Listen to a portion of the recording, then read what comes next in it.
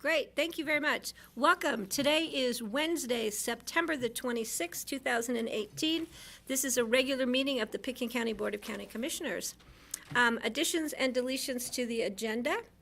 I believe we have a resolution appointing two persons to our citizen boards. And so I need to have a and we also have do I need to, this is just a cleaned up reso. I don't need to put this on. For it's the third quarter budget issues. Oh. She just cleaned it up, so.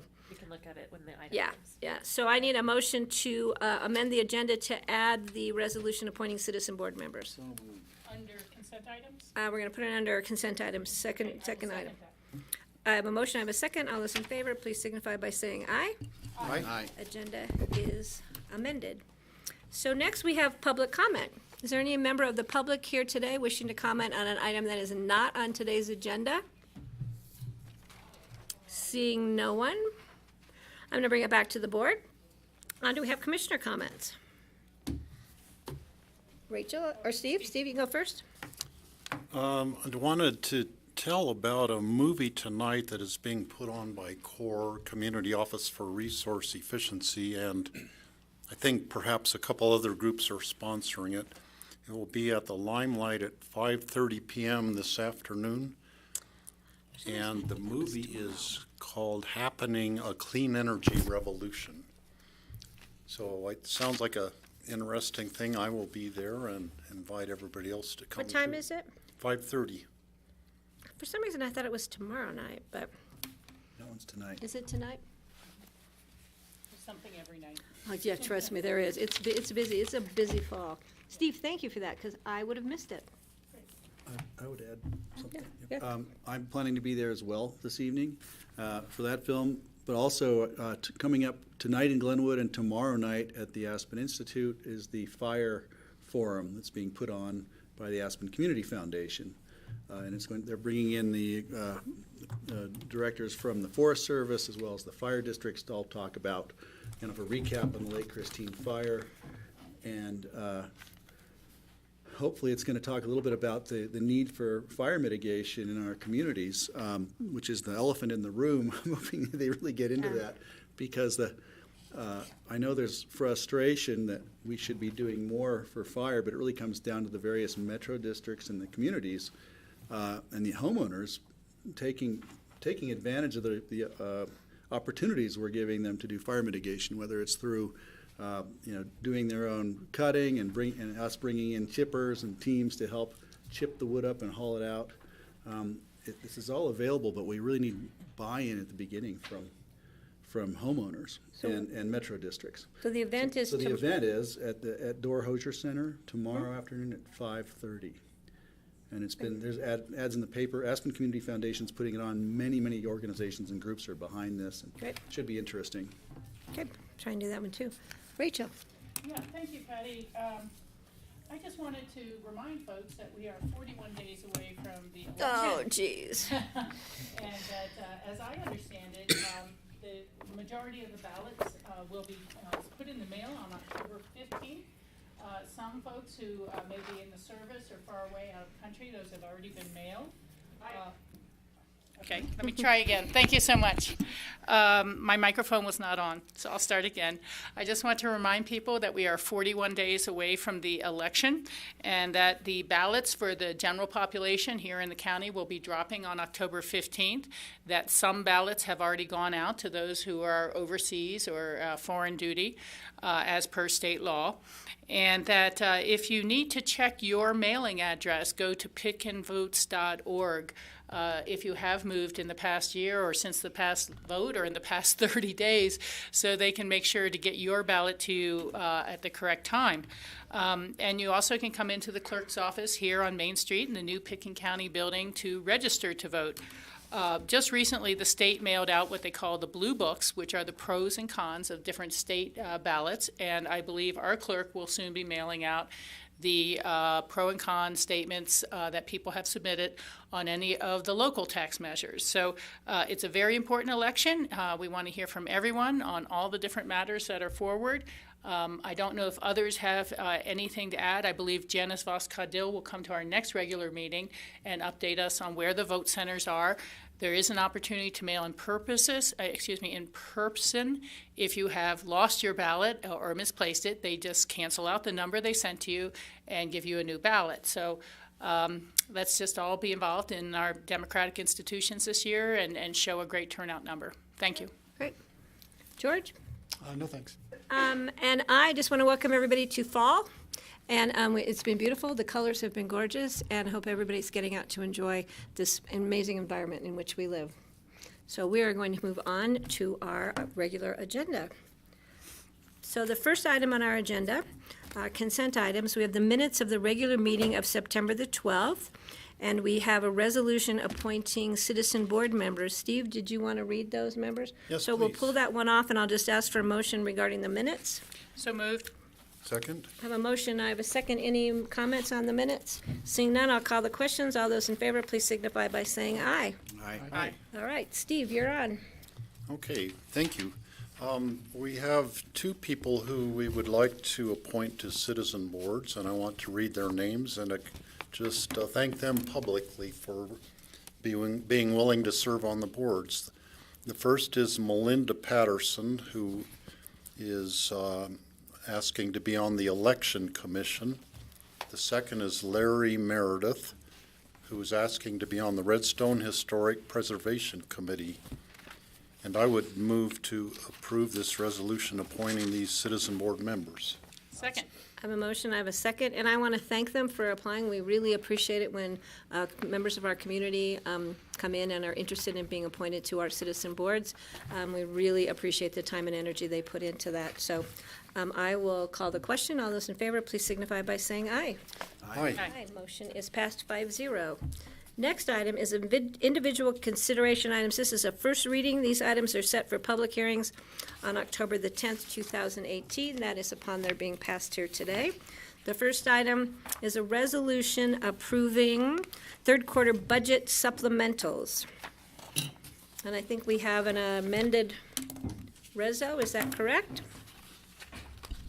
That's correct. You have an amended resolution which removed the request from the Healthy Rivers and Streams Fund. Okay, and you are? I'm Connie Baker, Pickens County Budget Director. Good afternoon. This budget resolution is to appropriate funds for 7 supplemental requests which staff presented to the commissioners yesterday. You should be familiar with them from the discussions yesterday, but I will briefly mention them for the public's sake. The first request is $20,000 from the general fund for jail facility plumbing in order to fix an issue rather than just dealing with the cleanups. The second is for the second phase of the Redstone Coke Oven restoration, and they're requesting an additional $217,532 from park dedication fees, and that supplements the grant that they received for $254,000. The third request is collaborative management incentives. That's in the Human Services Fund, and they are simply requesting authority to spend the incentive money that they received from the state in 2017 and 2018. Most of that money is being paid out to Aspen Family Connections, with a small amount also going to Adult and Family Services trauma consultations. Then there's a request from the Housing Fund for an extra contribution to Basalt Vista Housing Project. It's in the amount of $583,678. And this extra contribution will also mean that Pickens County has an additional unit allotted. Next, there's a request from the Translator Fund for broadband wireless access equipment. This will install equipment on 3 different mountaintop sites before the winter season so that they can hopefully get the broadband lit up sooner in some of these areas. And the amount is $320,600. Then there's a request from the Ambulance Fund, and this is $100,173. It has to do with a 2017 reconciliation. The hospital completed this reconciliation of ambulance services too late for us to book it into our 2017 general ledger, and so we need to show this in 2018. And then the final request is in both the Public Health Fund and Human Services Fund. They together received 3 different grants from Medicare, from Health Care Policy and Financing. These are one-year grants which will go to support mental health program in the Public Health Fund, Health First Colorado Capitation, and also West Mountain Regional Health Alliance in the Human Services Fund. And these grants actually add to fund balance in both of these funds. Altogether, these supplemental requests will increase Pickens County expenditures for 2018 by $894,912, with an offsetting $259,330 in revenues. And so that's a net increase to budget of $635,582. Does the board have any questions on these requests? George? I don't know whether you can answer this one, Connie, but I'm just curious, what is our balance in our parks dedication fees, and how, is that still growing or not?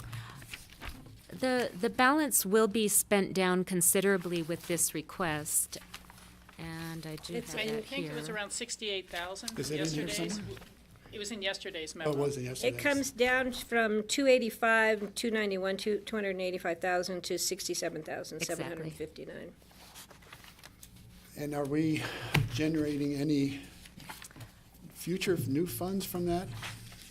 There are some sources of revenue that do go in there, but it is not on a consistent basis. So this does spend down considerably that restricted fund balance. Okay, thank you. Any other questions on this item before us? Seeing none, do I have a motion? Move to approve? Second. I have a motion, I have a second, and Steve?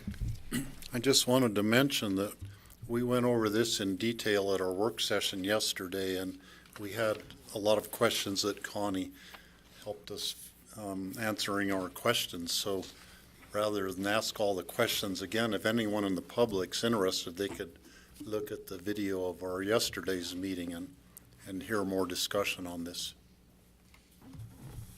Okay, that's exactly right, that we did spend a great deal of time, and it was great because we had members of staff for each of these departments presenting to us yesterday, so we had really the upfront details about what these issues were about, especially all the acronyms in Nan's grants that we needed clarification on.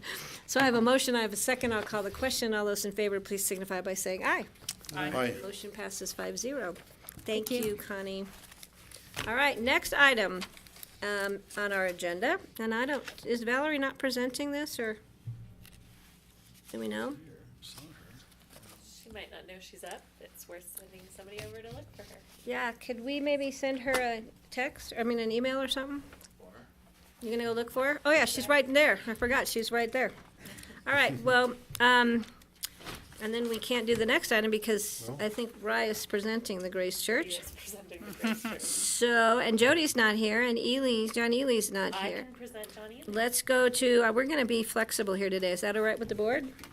Sure. So we are going to go to item number 6 on individual consideration items, public hearing, second read, an ordinance accepting a restrictive covenant concerning mining claims in and around the Ruby Town site to facilitate transfer of real property to the White River National Forest.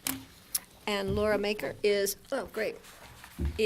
presenting this today for John Ely. Phyllis is putting this up on the Elmo. Okay. And again, so the public knows why the board is looking down at the floor here. We have a screen here in front of us now, so we can watch what you're watching behind me. We can watch right here in front of us. So we're not like dazing off into looking at shoes or anything over here. My shoes aren't that good today. No, we can't see them anyways.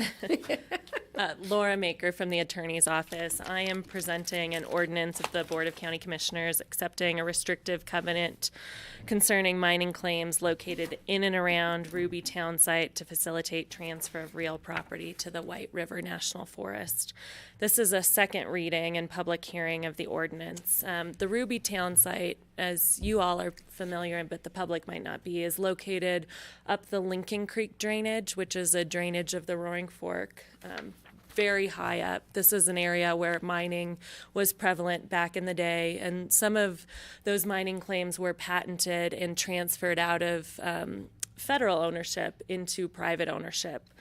In 2014, the owners of much of the private land that's up there, as you can see those red outlined sort of things on the map up there, all of those private mining patented claims were brought to the county with a restrictive covenant in exchange for 8 TDR certificates. The restrictive covenant that was issued for those properties included limitations prohibiting development, as well as no improvements, no structures, and no change in the land use at all. So basically sort of sterilizing the development that could occur on those properties up there. The owner of these properties wants to donate the property to the White River National Forest, possibly for inclusion in a wilderness area. So when this was presented to you last time, there wasn't a boundary showing the Collegiate Peaks Wilderness, and this has that on there, the striped line that's in the green. Oh, so it's right. Does that give you a sense? So with the possible donation of these properties to the White River National Forest, an issue was raised concerning the restrictive covenant that burdens the properties which Pitkin County holds. The concern is that not that development would occur on the properties, but the form of the restrictive covenant includes specific provisions such as any challenge to this would occur in Pitkin County District Court. The federal government can't appear in Pitkin County District Court. It would need to appear in federal court. It can't specifically promise to pay for those proceedings because any appropriations done by the federal government have to be approved through their budgetary process. So that preemptive sort of promise is something that the federal government could not participate in. So given the uniqueness of this United States possible ownership of the land, as well as the continuation of the purpose of the restrictive covenants, that no development would occur on these properties, and the possibility that this could become wilderness lands. The county attorney's office advises and recommends that the restrictive covenant that currently exists on the property be removed and a new covenant be created and placed on the property that addresses these very limited concerns while still ensuring there's no development on the property to a form that my office is comfortable with. Any questions? Any questions from the board? Thanks for the improved map. Yeah, that's really interesting to see the wilderness boundaries. And we did ask for maybe just to be given a heads up if there's anything else we can do with these other mining claims that have yet to be resolved up there. Because I don't think the forest could take those into wilderness till we were sure there wasn't going to be activity on those claims. Or... Yeah, well, so the claims in red, certainly. Yeah, I'm talking about the other claims. Yeah, I think we're still looking at that issue. Okay, great. Great, we're glad, because I know that this has not been easy. We've been looking at this for many years, so I'm glad it's finally before us for second reading. This is a public hearing. Are there any members of the public wishing to speak on this item on our agenda? Seeing none, I will close the public hearing on this item and bring it back to the board. Steve.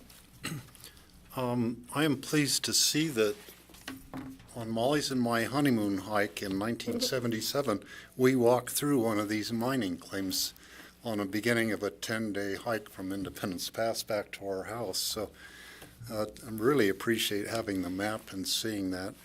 And I'm also really pleased that, some of these are in holdings in the Collegiate Peaks Wilderness area, and very likely will be able to be added to the wilderness area at some point in time. So that's really terrific. So I would like to make a motion, if that's okay, Patty? Yes, sir. To approve the ordinance accepting a restrictive covenant concerning mining claims located in and around Ruby Town site to facilitate transfer of real property to the White River National Forest. I'll second that. I have a motion. I have a second. Any further comments from the board? I'd just like to thank your office and Open Space and Trails and everyone who's worked on putting this together, and ComDev. And I just have to ask Steve, you took Molly on a 10-day hike across all those That mountains was our for your honeymoon, yeah. Steve, you and Molly started off your relationship on a really high note. It was like, oh, Yeah, up and over. you know, just like the wedding, the marriage goes that same way. All right, I have a motion, I have a second before us. All those in favor, please signify by saying aye. Aye. Thank you, Laura. All right, now, we are going back to the resolution authorizing Pickens County Office of Emergency Management to accept the 2018 Emergency Management Performance Grant from the State of Colorado, Department of Public Safety, Division of Homeland Security, and Emergency Management for the purpose of funding a portion of the Pickens County Emergency Management annual budget. Valerie McDonald, and, sorry, we moved really quickly today.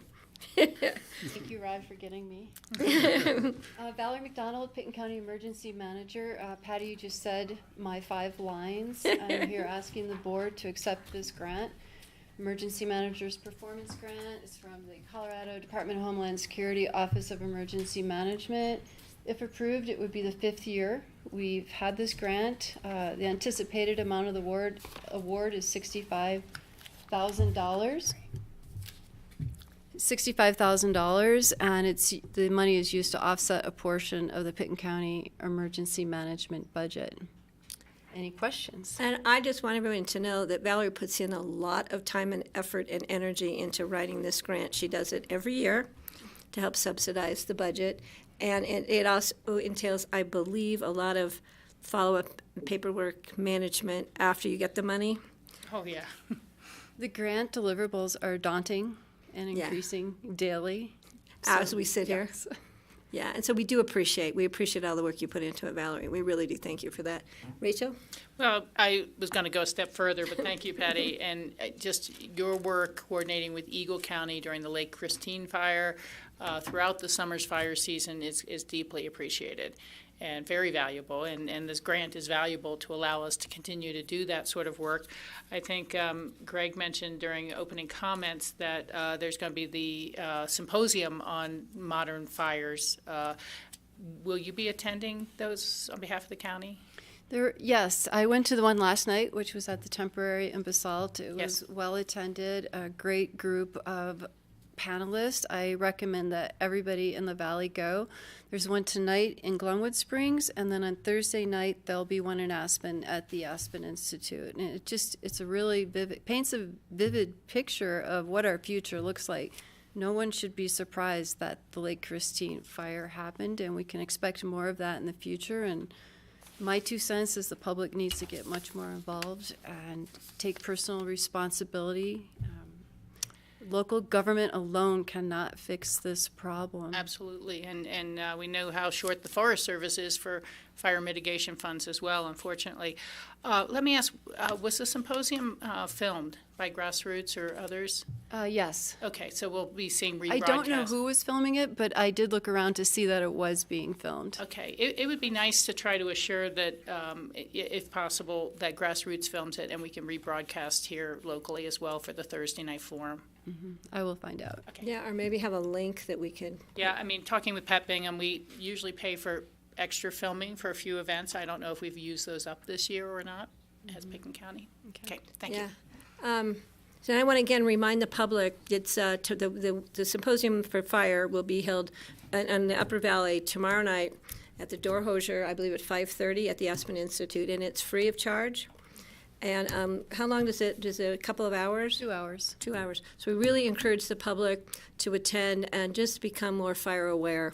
And as Valerie said, the government, local governments can do so much, but people need to take personal responsibility for both for doing pre-fire prevention efforts and also being prepared in case of fire to have your go bag ready to go at all times for whatever emergency may be coming our way in the future. George and then Oh, Greg. go ahead, Greg. Mine's an aside, so. I wanted to ask Valerie, given this huge fire we've had just in our neighborhood, how many people have come forward since then to talk about fire mitigation from our community? Do you have an outpouring of interest in taking care of our neighborhoods. Just wanted to throw that one to you. There's a lot of talk. I hear it. The fire departments hear it. The fire departments are doing a lot more free wildfire risk assessments on individual home. What remains to be seen is if that equates to action and people actually doing the work. It's too soon to tell. Education is not necessarily, it is not mitigation. So people need to do the work. And personally, I'm not seeing that happening. So again, if it doesn't happen by next spring, I would say people still don't get it, even though it was very vivid and became very real with the Lake Christine fire. I'm optimistic, but we shall see. And working toward next spring, we're going to have funding available to help pay for chipping or hauling or, bringing in a team to help neighborhoods. I think you'll have a fund balance for that. Mm-hmm. And anybody who's interested should be thinking about this starting this winter so we can be ready for next spring. Pickens County started a curbside chipping program 3 summers ago, and what we do is we partner with the fire districts, and if we get an HOA, a caucus group, whatever that's engaged and wants to do the work, we will bring crews in there. The homeowners need to chop it, haul it to the curb, and then we come through with trucks, pick it up, chip it, and haul it away. Sadly, this summer we didn't get any takers for that program. So the money was spent on education and outreach, again, not mitigation. I am hopeful that we'll see more interest in that going forward, but we don't go in there and do it unless an HOA invites us to come in. The planning for that's done early winter. So if an HOA, a caucus group, etc., has interest and a very engaged constituency, they should call either me or their local fire department. We do that in partnership. Great, thanks for that. Great. We'll keep reminding people. Yeah, and bring it back. We'll bring it back in the late winter, and maybe we can do some public stuff when we have our board meetings to get it out there. Yeah, George. Yeah, that was part of my question, so thanks, Greg, for asking that. It may be a little lack of awareness, and I think we can utilize our mailing list to the caucuses come springtime to let them know that this is available. Yeah. And I know that last year the Basalt Fire Department came through to the Emma caucus and did a really good job in terms of walking around one home and addressing different ways to mitigate. I think that was really valuable, and so that will still be available to do along with the chipping program. And is there anything else that the residents can take advantage of? Those are the 2 big things, but we really need citizens to take personal responsibility. If they go to pickenwildfire.com, there's a wildfire action guide on there. There's a lot of things that homeowners can do on their own that don't cost a lot of money and that are very easy to do. Clean your gutters. So if we get an ember that lands in there, it can't ignite. Get the trash out from under your deck. Move your wood pile away. So there's a lot that can be done that doesn't involve all the effort and the money. And then our best chance of getting through any kind of disaster is if the public is aware and prepared to take action. So if the fire comes your way anyhow, or whatever the disaster is, are you ready? Do you have a plan? Do you have a 72-hour emergency bag? Do you have a communication plan for your family? Do you have a plan for your pets? If people get caught off guard, and we saw this down the valley with the Lake Christine fire, the human nature is just to freeze, stall out, which is a really poor option during a fast-moving wildfire. We need the public to get very engaged, and we're pushing that messaging. I'm not sure they're hearing it though, so I don't know what it will take, but we're definitely all working on it. Well, keep us included in that, all working on it, and we will do what we can. And I do want to add that we don't have unlimited funds for the chipping program, so I have a set amount in the budget that the BOCC has allocated every year for the last 3 years. So if we had an outpouring of interest, I would have to come back to you for a supplemental. I mean, I know how much it costs to do a two-day chipping program in a subdivision, so that may be a conversation we have to have if we were actually fortunate enough to get people to want to do the work. Yeah, I think this board would be very happy to hear that request, and we have always maintained a strategic initiative fund for as things come up that we need to invest more money in that are strategic for our community, so that would certainly be one of those items. Yeah, I agree with Rachel. Okay, so did we approve this? Not yet. We got so heavy into the discussion. Did we have a motion to approve? I'd make a motion to approve. Second. I have a motion, I have a second. Do we have further discussion? This is a public hearing. I will open this up to members of the public. Seeing none, I will close the public hearing and bring it back to the board for a vote. All those in favor, please signify by saying aye. Aye. Motion passes 5-0. Thank you, Valerie. Thanks, I'm sorry Valerie. we moved so quickly like a rapidly moving wildfire today. I think that was a wake-up call for Yeah. everyone. Oh, this wasn't a public hearing. It's set for public hearing, I should say, on October the 10th. This was a first reading. I was into my next section, which are second readings, public hearings. This is an ordinance authorizing the acquisition of 10 acres from Grace Church. And we have before us Gary Tenenbaum with Open Space and Trails and Rye Neely with the Pickens County Attorney's Office. So gentlemen, Well, thank you, guys. I'm Gary Tenenbaum. I'm the Director of Pickens County Open Space and Trails, and I'm here with... Richard Neely, Assistant Pickens County. And so, I was going to pull up the map just so we can know exactly what we're talking about. And so here we're talking about, this is the second reading for the acquisition of 10 acres on what is now known as the Grace Church parcel. And as you saw in the packet, this actually was homesteaded by Gustavus Grace, which is kind of an amazing little coincidence that was found through the, when we were doing the acquisition of the property. So, as you heard on first reading,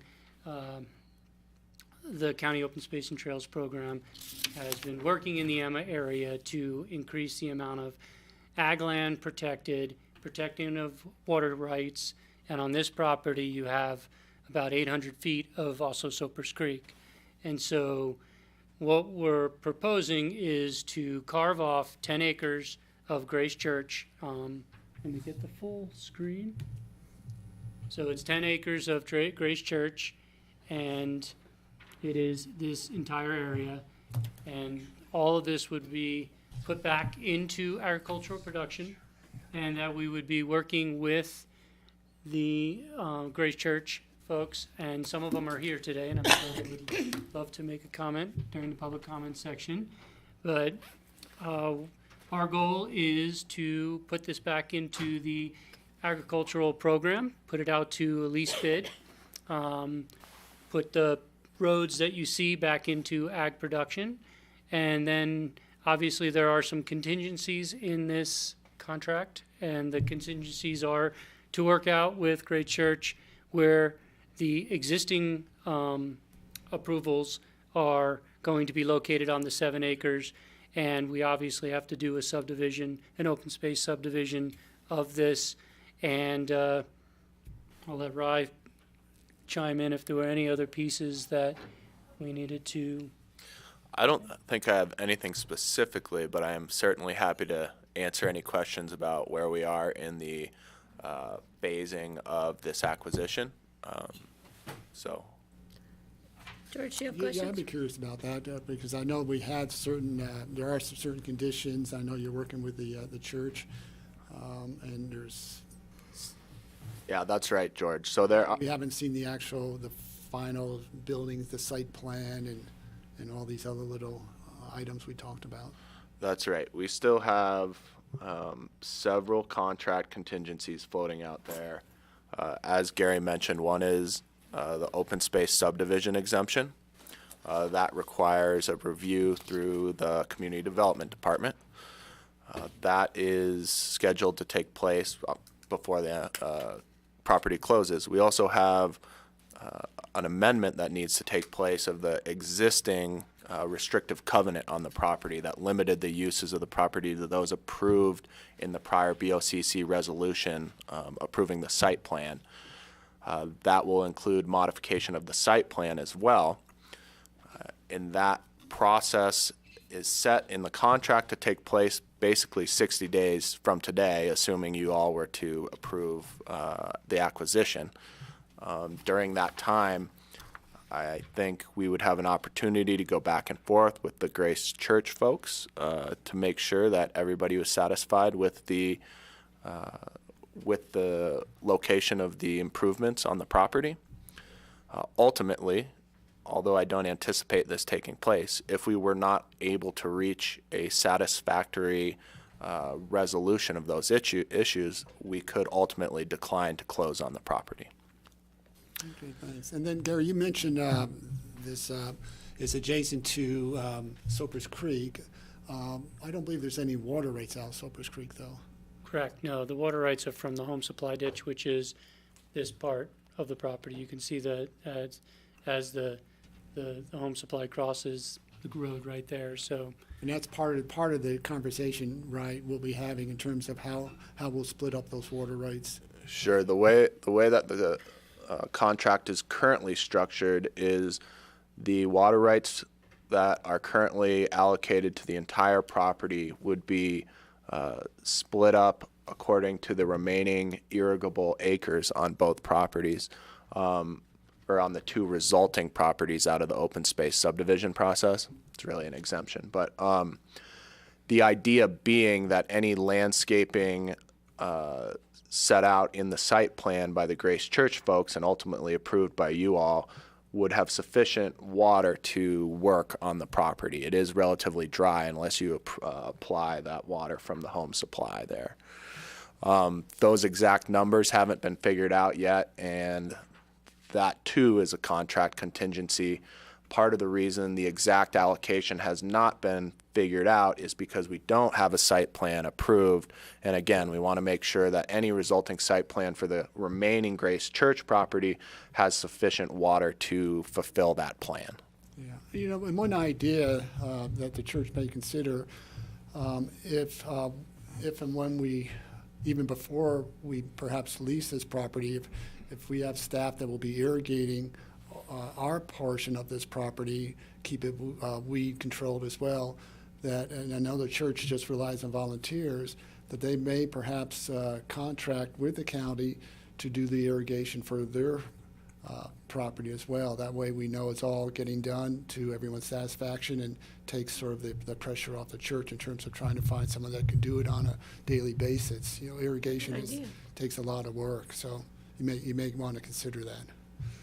Yeah, and we can certainly work on that. And, you know, one of the really neat things that's been going on in the Emma area out there is the farmer and rancher ethos that's been kind of going around with helping neighboring properties out, whether that's with ag use or haying the property or something like that. And hopefully we can continue that spirit with these folks.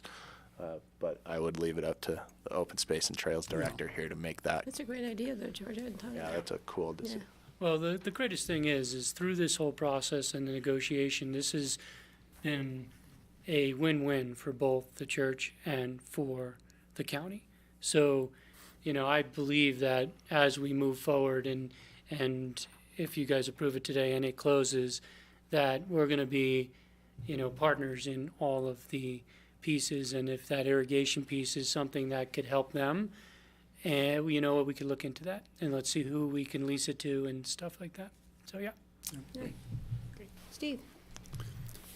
Gary, is the loop of the gravel road coming into the county part, is that going to be reclaimed and put into irrigated Yes. land? This is going to, basically, we want to keep a little bit of an entrance and a road along the edges, but all of this, what we're working on doing is helping Grace Church by getting this up and moving it to where they're going to put parking on their side. So Okay. basically reusing what we can reuse on their property and then That's awesome. bringing in, That's what I was gonna suggest, to use, Yep. use the gravel and the road base on site and not have to be hauling it away to somewhere else and then at some point paying more money to buy some more and haul it back in. So that's really a good solution, to keep it on the property. Yep.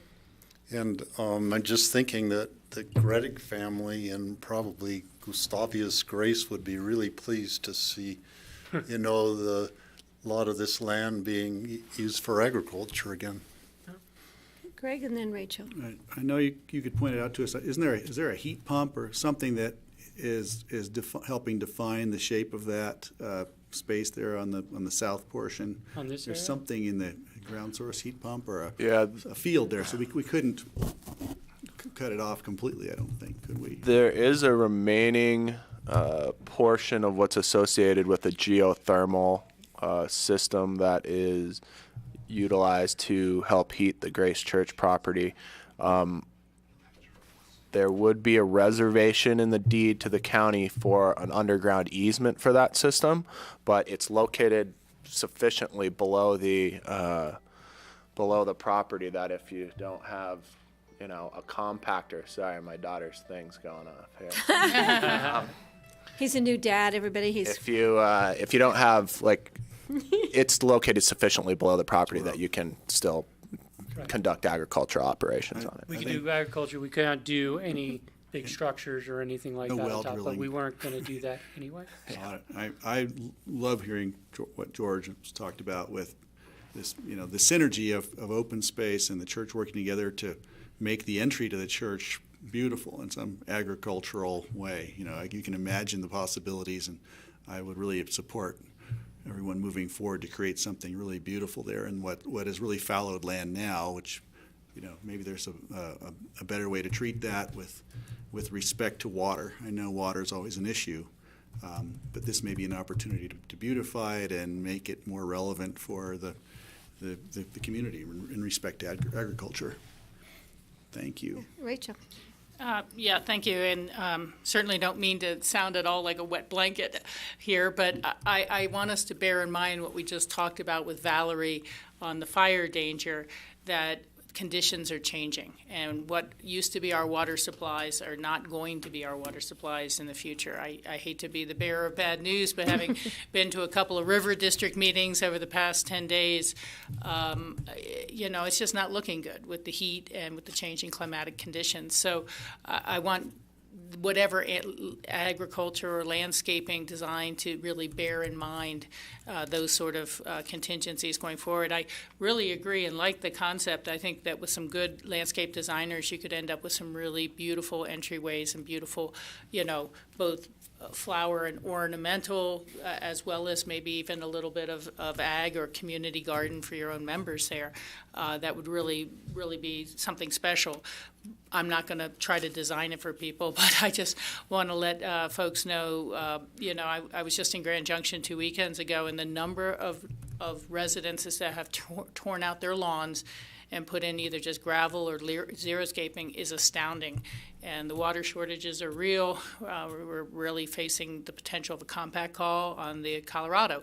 So let's just bear that in mind and make sure we're planting things we can water 10 years from now. Thank you. Well put. Any other comments from the board? I just have to say it was great to hear you say my daughter, so it's exciting to hear Bryce say that. So I'm going to bring it back to the board. This is a public hearing. So first, I will open up to public comment. Any members of the public wishing to speak, please come forward and can we make sure the mic is on, and just introduce yourselves to the public, please, and welcome. Thanks. Good afternoon. Am I on? Yes. You're on. Great. Red light's on. My name's Luke Miedema. I'm the pastor at Grace Church of the Roaring Fork. And along with the elders at Grace, on behalf of our congregation, I just want to take a minute and thank you all as you've kind of walked through this process with us. Thanks to the county, thanks to Open Space, and the cooperation and the help you've provided in reaching this agreement. John Peacock, Gary Tenenbaum, Dale Will all brought this proposal to us originally, and I'm sure all were involved in bringing it to fruition, but I especially wanted to thank Dale. He's not here, but thanks, Dale, if He's you're in listening, Denver. for working through the details with us, and thanks to Suzanne Wolf and Ryan Neely for helping us get through the details of the agreement. Thanks to the county commissioners as well for your initial vote of approval and support. We're excited to work with you in the coming weeks to bring it to a close. Our vision at Grace Church is to be a community that loves God, that loves one another, and that really works to love the whole Roaring Fork Valley. From our perspective, as was already said here, this sale, we see it as a win-win. We think it serves both the vision of open space and the ongoing vision of our church. On the one hand, open space can secure more productive land and great water for the good of our community. On the other hand, the sale is going to be a financial boost for our church as we continue to go through a season of growth and renewal. Our hope is that our facility is going to continue to be a gift and a resource for the wider Roaring Fork Valley. We've already had the chance to host the Aspen Choral Society for Handel's Messiah, and we're looking forward to that again in December. So come on down and see them. We offer affordable space for weddings and quinceaneras. We've opened our doors to local community programs like BOCC's Healthy Aging program.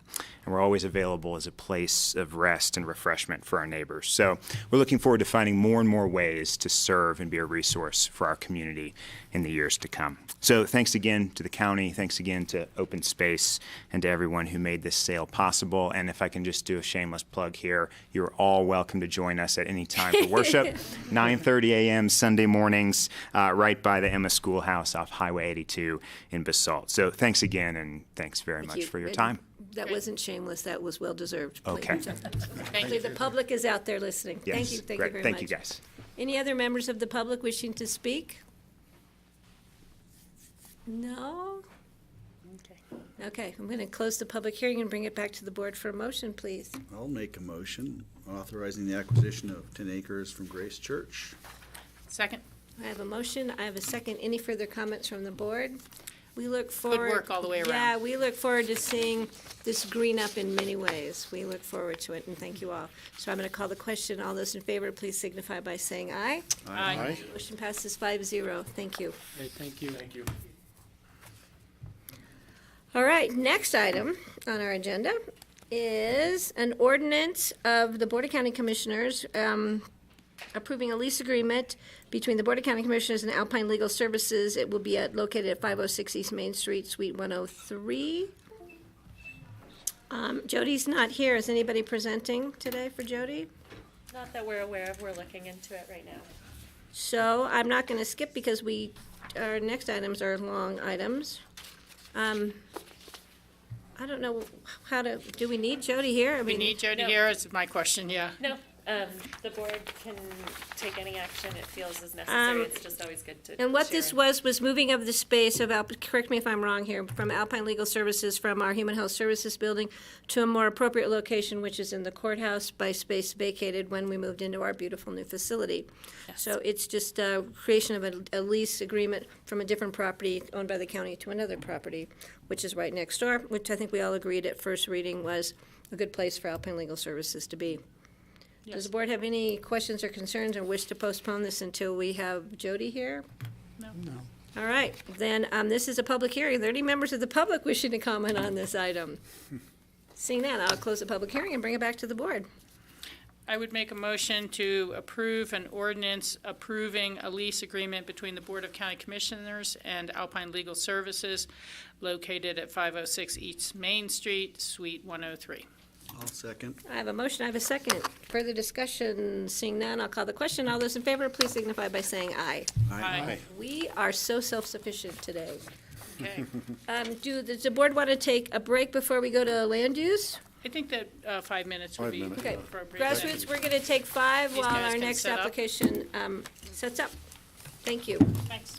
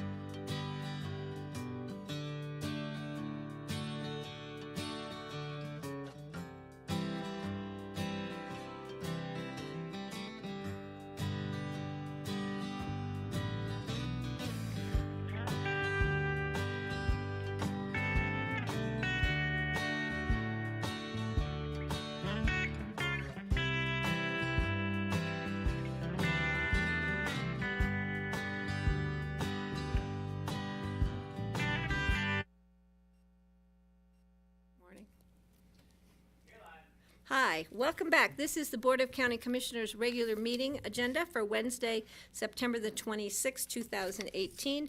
The next item on our agenda is a land use public hearing, a resolution approving Skybeam subdivision, PUD, detailed submission and final plat and activity envelope. This is first reading. And please introduce yourself for the public. Your red light needs to be on, and is it on?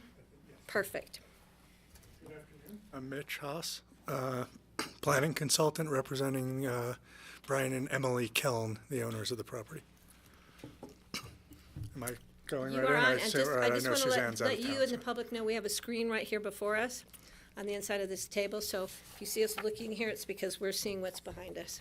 Okay. All right, thank you. Yeah, the floor is yours. Okay, I'm going to try to be pretty brief because it wasn't all that long ago that this board granted conceptual approval for this exact project.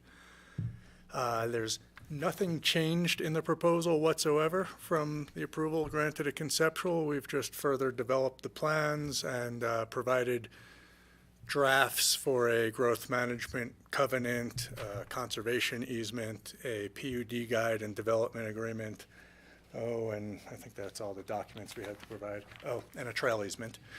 So all of that's been provided in draft form. The conservation easement we discussed back last go-around has been, it was one of the conditions that we find a joint beneficiary so as to make it more difficult to amend in the future or change. The city of Aspen has agreed. The city council's already reviewed it. It's been through the city open space board, the city parks department, city council. They've all agreed to accept a joint position on that, which we felt was a very good option because the city of Aspen owns a conservation easement on the 50 acres immediately adjacent to this conservation easement. So it provides for a contiguous 60 or 77 or so plus acres of conservation easement.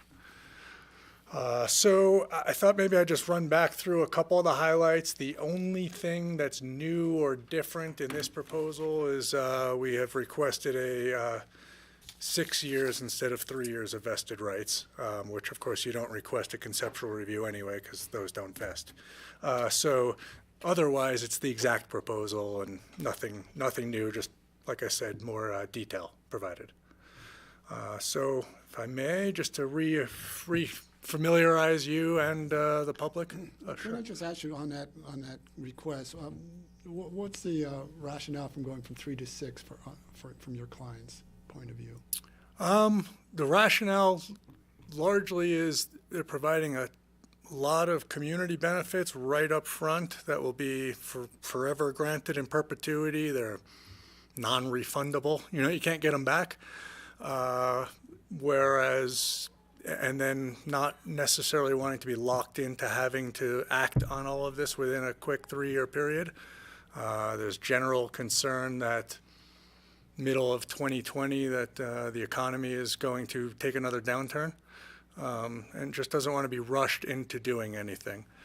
So the feeling generally was granting a whole lot more than the code ever required and can't ever take back those things that we're offering and guaranteeing, feeling like that should be worth a longer period to work with. Yeah, I mean, I was going to go through it in detail. I'll make a comment now, and we could discuss it later. But my concern is that we are just in the midst of having a conversation with P&C and ComDev in terms of updating our land use codes as relates to energy, TDRs, and house size. And I would, 3 years, they would. So 6 years, I have a problem with that because of the conversations that we've embarked on. So just. Rachel? Well, thanks, George, and I would agree with you, and I would just add that it's pointed out in our memo that the conservation easement and land being put into conservation was how you scored points for the GMQS application. So in many ways, there's been value added to the application to score the GMQS allocation for the home to begin with. So I would not see that as a valid reason for requesting an additional 3 years. I respect all of that, and I was going to go through a little bit, not in not in painstaking detail or anything, but all the commitments we made that had no relation to the growth management and didn't get us any points in that process, but that we're still committing to and doing just because it's the right thing to do. So why don't look, we- I'll be upfront and honest with you, is the vested rights is not a make or break thing here. It's not like if you say no, we're going to say forget it, everything's off the table. That's not where we're coming from. It's just sort of felt to be somewhat fair. But like I said, you know, we recognize the property is still subject, if it's subdivided and approved, will still be subject to a site plan review, and that would come with another 3 years of vested rights for that approval. So like I said, it's not a make or break, it's a request.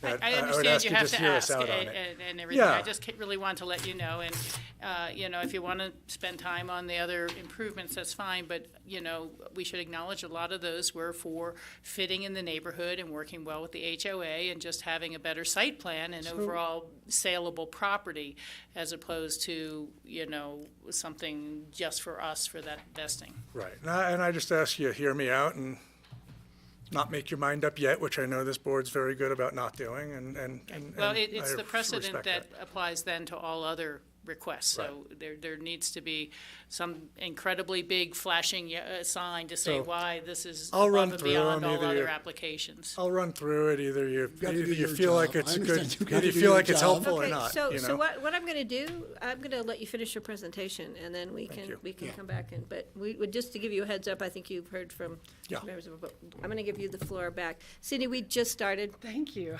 We're moving really We quickly looked up and today. it was on. We're moving very quickly been today. moving So that way Mitch is today, yeah. just getting started in his presentation. I'm gonna give him the floor again. Okay. So again, just for background, the highlighted yellow piece of property is the 37 acres and change that is the subject property. That would be split into 2 lots, one of which would be largely encumbered with a conservation easement. What we're looking at there, the road running through the part at the bottom of the yellow is West Buttermilk Road. So the first big switchback when you climb up the hill is where we're talking about. That blue star you see in that yellow is pretty much the location of the existing home. The new home would be directly south of that on the, to the left of the road, if you will. Got it. Just one second. Jody, we've already done your item and moved it forward, so you're finished. So have a good afternoon.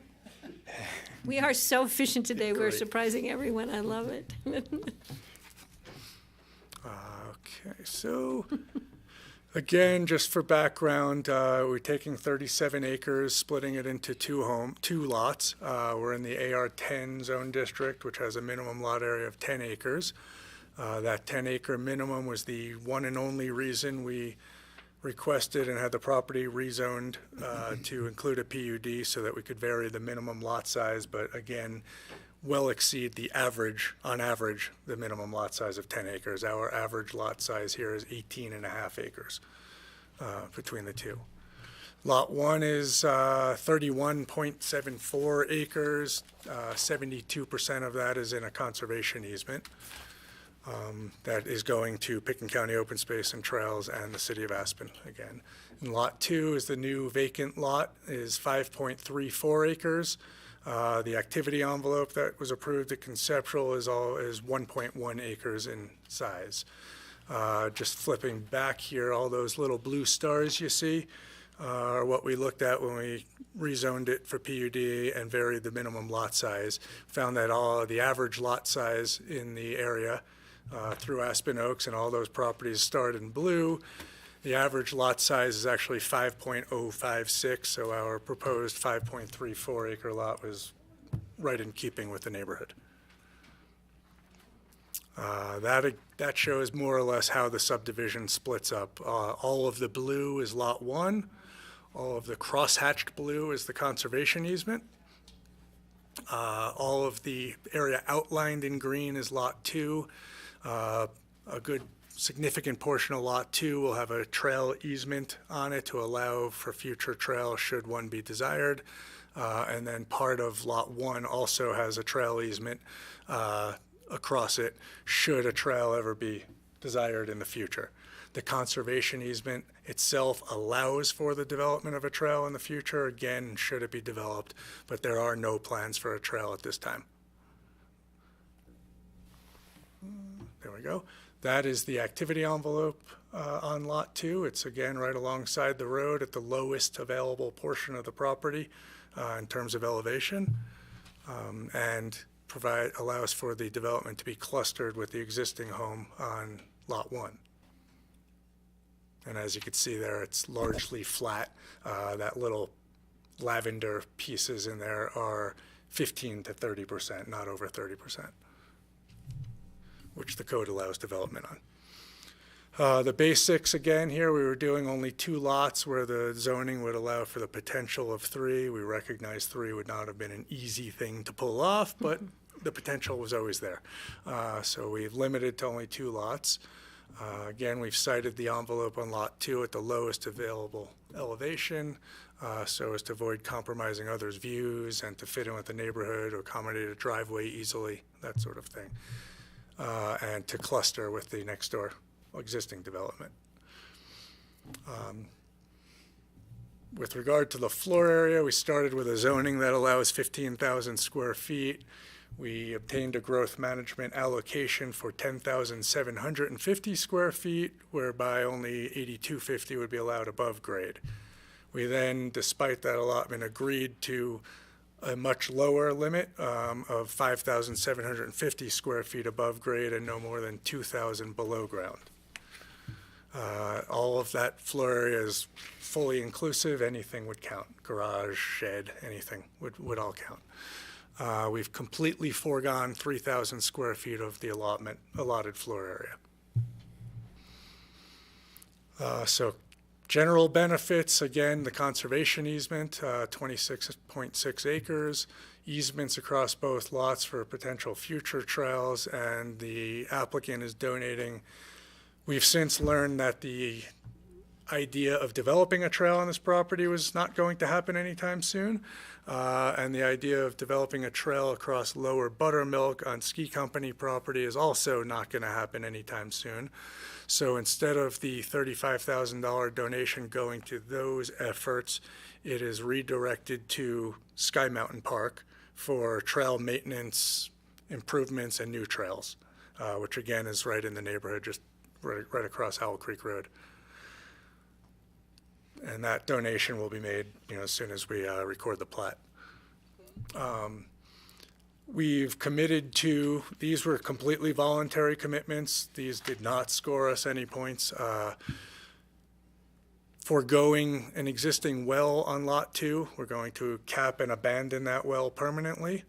Prohibiting swimming pools on Lot 2. Committing to installing water conserving plumbing fixtures throughout the new residence, and using only drought-tolerant, low-water landscape or xeriscaping, if you will. All of those things were just because we knew the Metro District was concerned with their water supply, and we felt we didn't need to consume more than necessary. So again, here's a list of benefits provided outside of the growth management process altogether. The growth management process never required us to guarantee in writing and in perpetuity no further subdivision or a potential for a third home. We've placed that commitment in the proposed development agreement as well as in the growth management covenant. Even though it wasn't a growth management commitment, it just seemed like a good place to put it as a covenant on the property. We voluntarily agreed to limiting building height on Lot 2. Did that just to address the concerns of a next-door neighbor with regard to his views. So we've not only promised the neighbor, but we've put it in the conditions of the approval, we've put it in the growth management covenant, we've put it in the development agreement. We voluntarily agreed to limiting the building size. As you know, you can say whether it was voluntary or not. We were asked to volunteer that. We did, and we've written that into all of the approvals as well as the agreement and growth management covenant. We've funding and implementing the applicant revegetation plans along the entire side of Lot 1. area of the property that was left scarred by the original developer of the property, and been essentially scarred and left with not much but thistle and weeds on it. The applicant's committed to revegetating that area at his own expense. And similar to that, providing for comprehensive weed and thistle management throughout the entire 37 acres, which has already been begun. We've foregone rights to the existing well, again, purely out of concern for our next door neighbor behind us, Julian Gregory, who's back here today. And so all those other water type of commitments I just ran through, we've put those into the growth management covenant just because it's a covenant on the property, but we were not given any points or recognition for any of those things in growth management. And I think that kind of covers us. Right, I'm going to open it up to the board. Greg? Mitch, I just wanted to ask one. I want to just go back in and drill down a little bit more on the building height, just how was determined what the available height would be and what effect, if any, there is on the neighbors. And then also, secondly, regarding revegetation, is it revegetation of what's naturally there, or is this replacing the lawn that failed, or what are they talking about regarding revegetation? And Sure. Well, the revegetation, is with native species and not lawn. There's a lawn area behind the house and then a hillside that goes up, which drops back down all the way to Owl Creek Road. That whole upslope on that hillside to the ridge was left in just poor condition, scarred, and very little vegetation. The only thing growing in it at the time was really weeds and thistle. Those have been eradicated in planting proper species, sage and native vegetation. The other question about the height, I think if I can just wondering, how did you determine what is the height limit going to be? The regular height limit still applies, which is set at 28 foot for a primary structure, a maximum peak height of 33. But what we did for the neighbor was the neighbor's lot sits well up above elevation-wise. We figured out the elevation of their floor, projected it over the property, and said, well, if we build all the way to the 33-foot maximum peak, there's no designs or anything yet for this property. Given our envelope, the highest elevation within the envelope, we would be this high. It's still below his floor. So we set it a height limit based on an elevation on the ground, if that makes sense. So that we cannot project above our tallest part of our building. Nothing can be above a certain elevation above sea level. And that means it'll be below the floor height in the neighbor's house. Okay. So that's that, and we set the envelope where we did. We didn't go further up the hill to get more height out of it. Can you actually point to the specific location on the property where the envelope is it narrowed down, or I think I saw it, but I wasn't sure where the house would zip be. backwards here and through these because there we go. So that red outline at the bottom, that is the envelope. It's as low as we could go without being in between the switchback of the road. And the property rises pretty steeply from there. The neighbor we're talking about, his home is actually, so you see there's sort of a dotted line across on the left of our map, the left side? If you have your cursor, you might be able to. I don't know if it will Here we show go. on the, So the neighbor's, it doesn't show up there, does it it? doesn't show on a TV. The neighbor's home is up on the lot, sort of directly left of that driveway that you see. Okay. So well up there. And we met with him. My clients actually worked with him quite well and allowed him to tap into the electric transformer that sits on his property by the existing house, because he was doing a remodel and expanding his house. So his new electric service comes from this lot. And the setback for the driveway and the setback for the new house, we have an idea of what that's going to look like. What's the setback for the? Well, I mean, we're not from the road. We're not expecting any issues. There's no road setback here. West Buttermilk Road's not one of the ones designated in the county code, probably because it's a private road, as having its own setback. So we're working with just setbacks off the property lines. So there's not a property line right next to the road. Our closest neighbor who's had any concerns with setbacks is to the south on the other side of West Buttermilk Road. Okay. The other loop. Yeah, and their property extends to our property line. So we will have a side yard setback off of that, the line that's running along the bottom of the property there.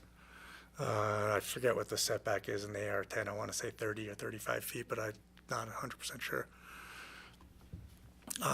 Otherwise, yeah, I mean, we're still going to have a whole site plan review and scenic review all attached to that. We've designed nothing yet. We haven't even begun thinking about it. Don't know how fast a site plan review would be coming, but probably inside of 3 years is what I'm sensing. Sensing. So, did I answer the questions? Yeah. Okay. Any other questions from the board? Staff, did you have any? Okay.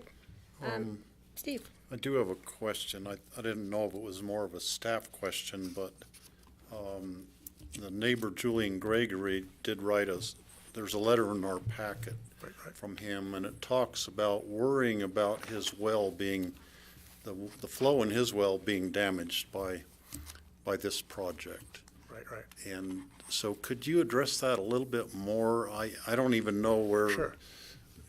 Julian's well is located, or do all the houses in the neighborhood all have wells, or are they hooked up to the Buttermilk Metro District water? Could you address that whole Yes, issue I of can, those sure. water supply? There's a mix. Many of the properties are on Buttermilk Metro District water. There's still a few leftovers or outliers, if you will, who haven't done that and have stayed with their wells. Julian's one has stayed with his well. The house on this property today on Lot 1 is already on Metro District water, not a well. There is a well on proposed Lot 2, but it's not being used.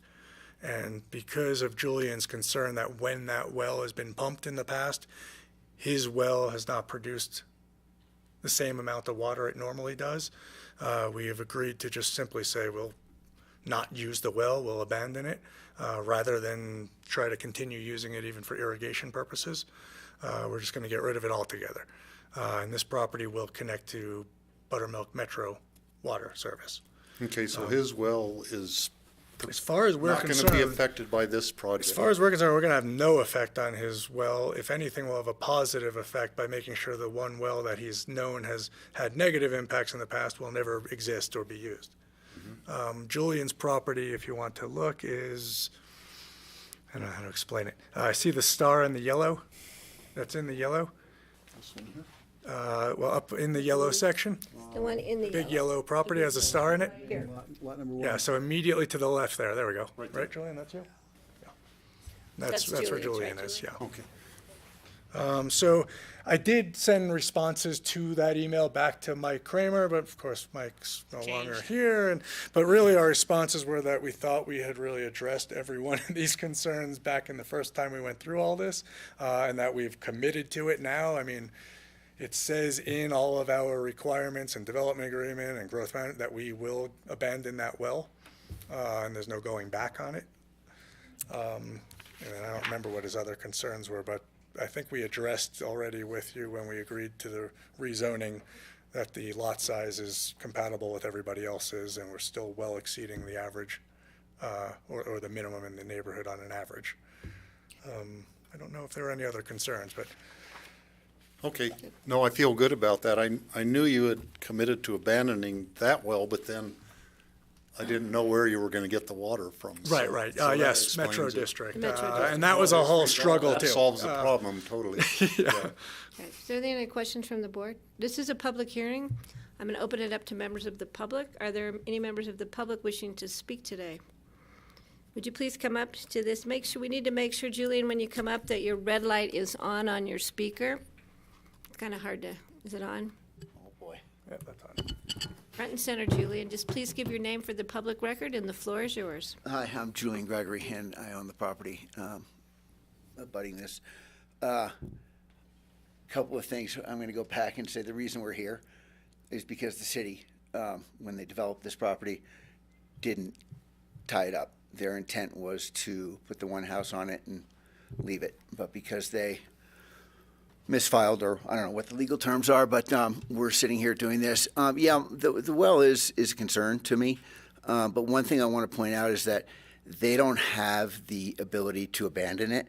We, with Patrick and Sewell, we sued when that well went in, and it's not a legal well.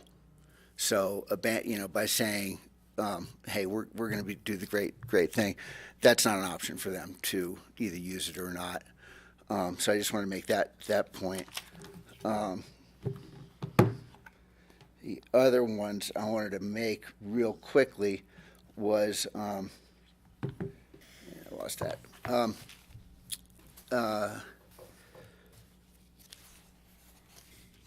One concern I have is that what we're doing now is we're changing. They're applying for a change in zoning. And my wife and I, the concerns are, we are concerned about the water, absolutely, because we can't afford to tap into West Buttermilk. If that happens, if the well does, if the construction does impact our well, then it's not an option for us to go anywhere else. Which is, I understand that. I get where we're going with this. It's just been a long road for us. It's been it's a lot of construction. We actually like what they've done, re-veg-wise. A lot of it was, I think, mandatory because it was a thistle. It was quite the farm they had running there. So that's been nice. They have planted. I can't argue that. One thing, you guys, by changing the zoning up there, we are, from what I understand, there was a 10-acre, and now it's down to 5 point something, which can dig. If you guys make the call that these guys can do this, it's interesting. My wife and I were so against it, but then we realized the potential for it.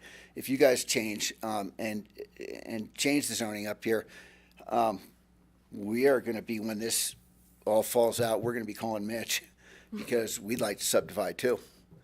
And I think a lot of the folks up there in that little are trying to figure out how they can make it work. And by abutting all this open space, and there's no fences or anything that delineates what our plot land is, we'd be very much interested if you guys make this exception to change the zoning up there.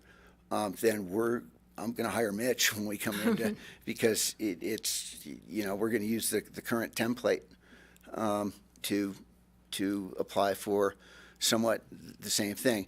The other thing that I really want to bring up that just sort of it doesn't sit well with me is the $35,000 donation to open space. Face value for me sitting here is you're coming in and that helped them reach the threshold. That to me, I don't want to say it's a bribe, but it's a donation to accept this application.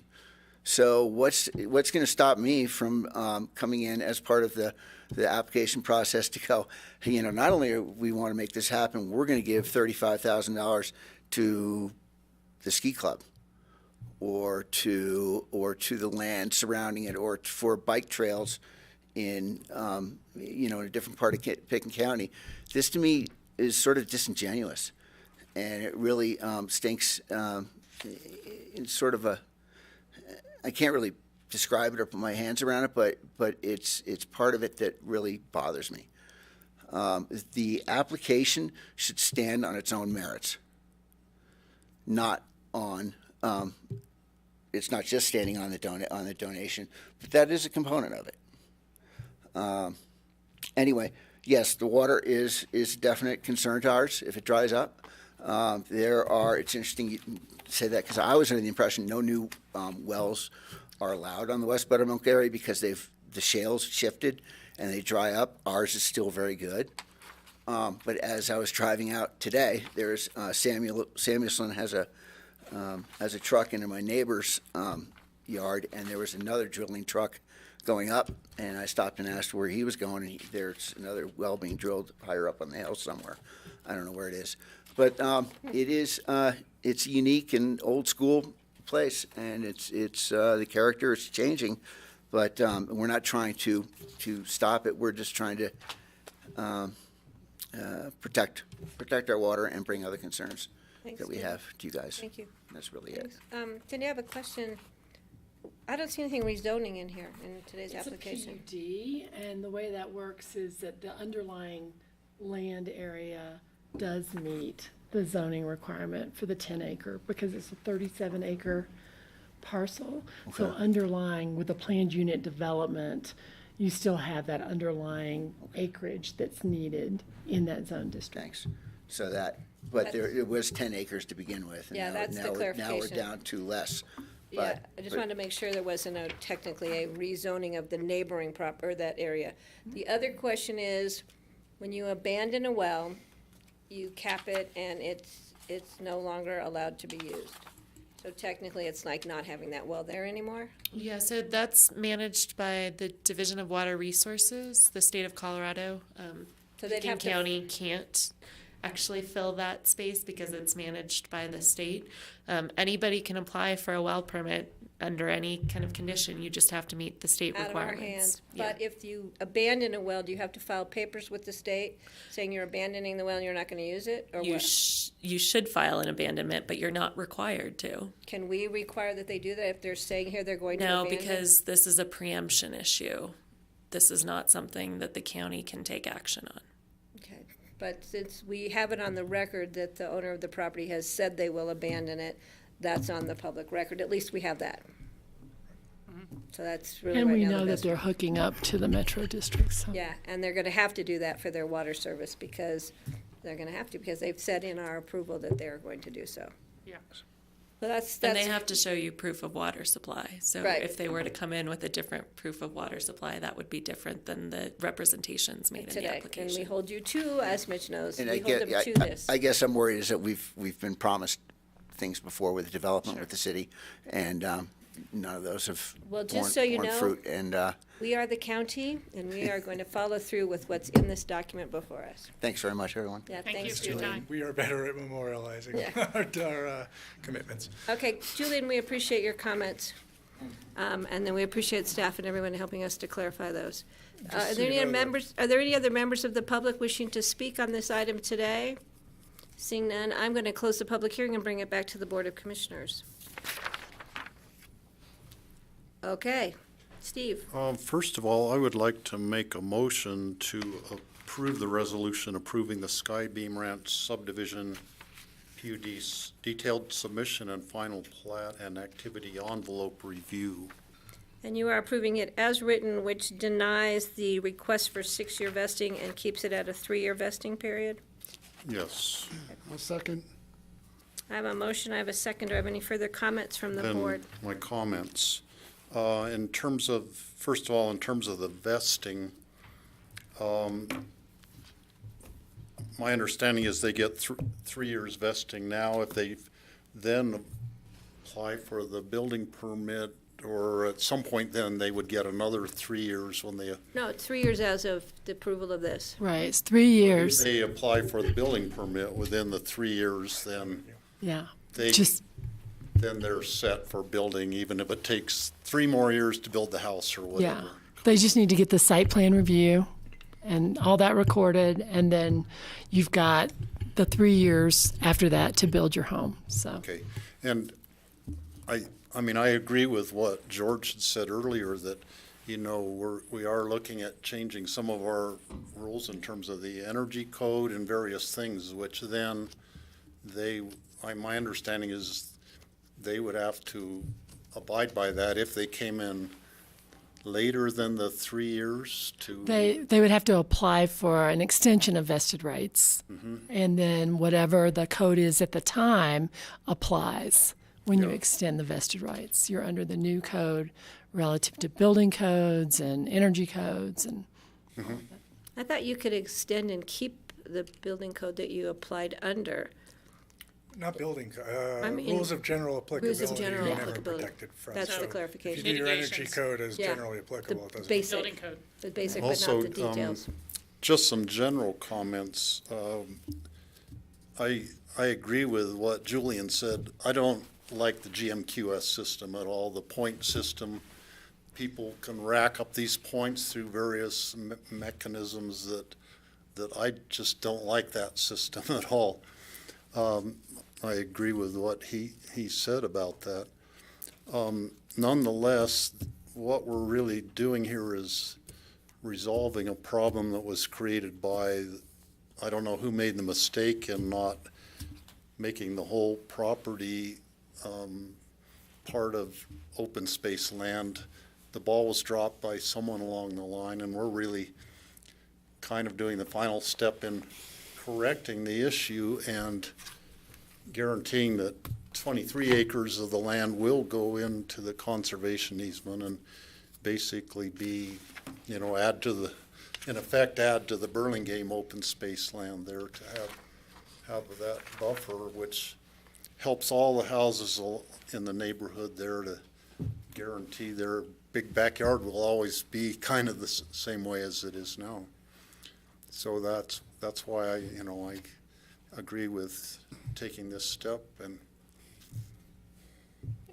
I'm just gonna go further, because in reading the resolution carefully, there are a lot of details that were agreed upon by the applicant and the board in conjunction with comments from the neighbors, and we need to be very careful and very sure that all of these details, as far as square footage and unfinished, all the details, and the ability to bring the neighbors in if there was ever to be a trail or any activity proposed on that conservation easement. Because there are some special circumstances we included in this resolution, and I do not want those to be forgotten or missed in the future. So, other than that, Rachel. Yeah, thank you, Patty.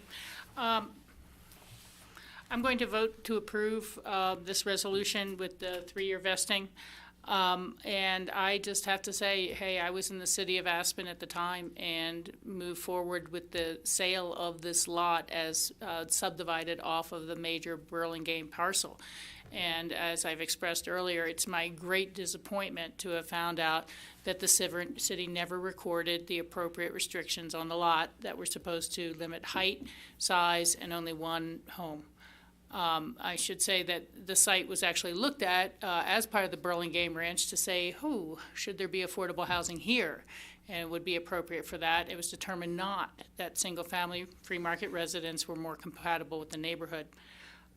So again, it was a great disappointment to see this on our desk here at the county, that those restrictions had not been put in place, and that with a 37-acre parcel, these folks would have an ability to apply for 3 building lots, for 3 sites, each one being 10 acres.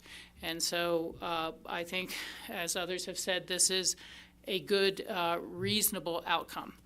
I am going to disagree with Steve about GMQS. I think it's been a very valuable tool within the county over many years to obtain well laid out and good developments overall. We're not seeing the type of competition that perhaps was there 10 years ago when folks were adding more benefits to their properties to score higher. But when you look at other communities, they have no standard whatsoever. They have no limit to handout of growth allocations, single-family home allocations. And I would see the Roaring Fork Valley looking a lot more like Edwards, in those sort of areas if we hadn't had GMQS. And I think we have very thoughtful neighborhoods that are, to the extent possible, wildlife friendly, provide open space, take things into account like ridgeline views and river setbacks. It's hard to imagine another system where an applicant would have to do more than say, I want to build a house and I have land. And our system says you have to take neighborhood and larger community concerns into consideration. So is it perfect? No, I would disagree. I would agree with you, it's not perfect, but again, when I look at the systems other communities have in place, there's no limit to the amount of growth that's approved in a given year.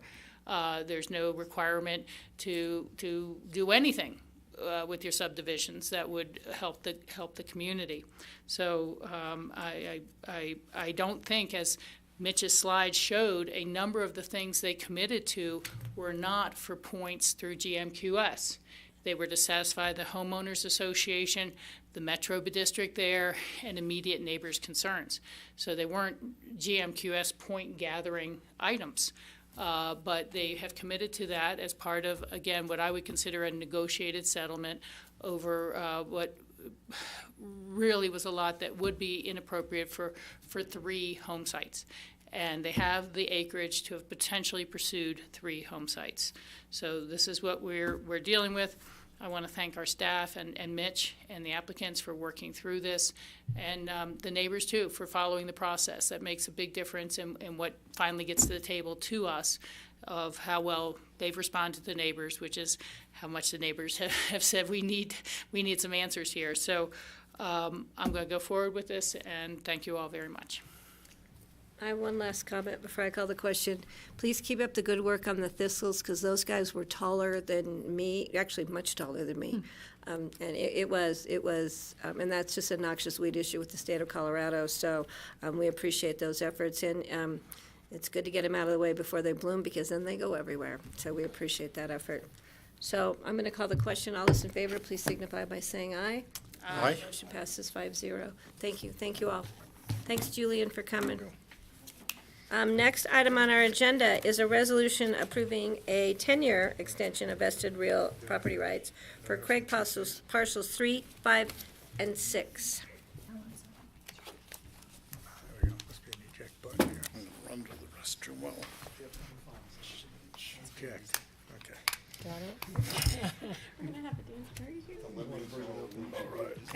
Cindy, sorry we got started before you, but we were rolling. So we're going to keep rolling here. We've got 2 members that just stepped out, but let's change over. We are Rolling doing is good.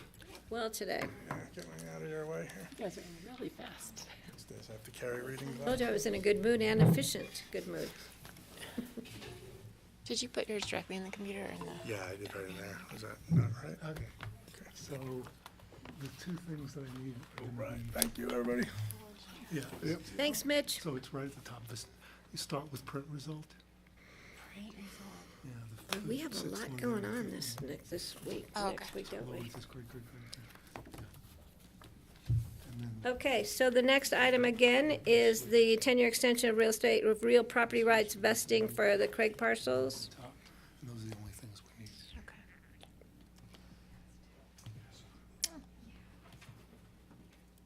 Okay. Do you want to? I'll let you. I don't want anything. I don't. Okay. I'll sit next to Cindy. Tammy's going to help us operate. A left-hand woman. We're going to keep him here with us for, Are we? gonna- hi. Yes, welcome.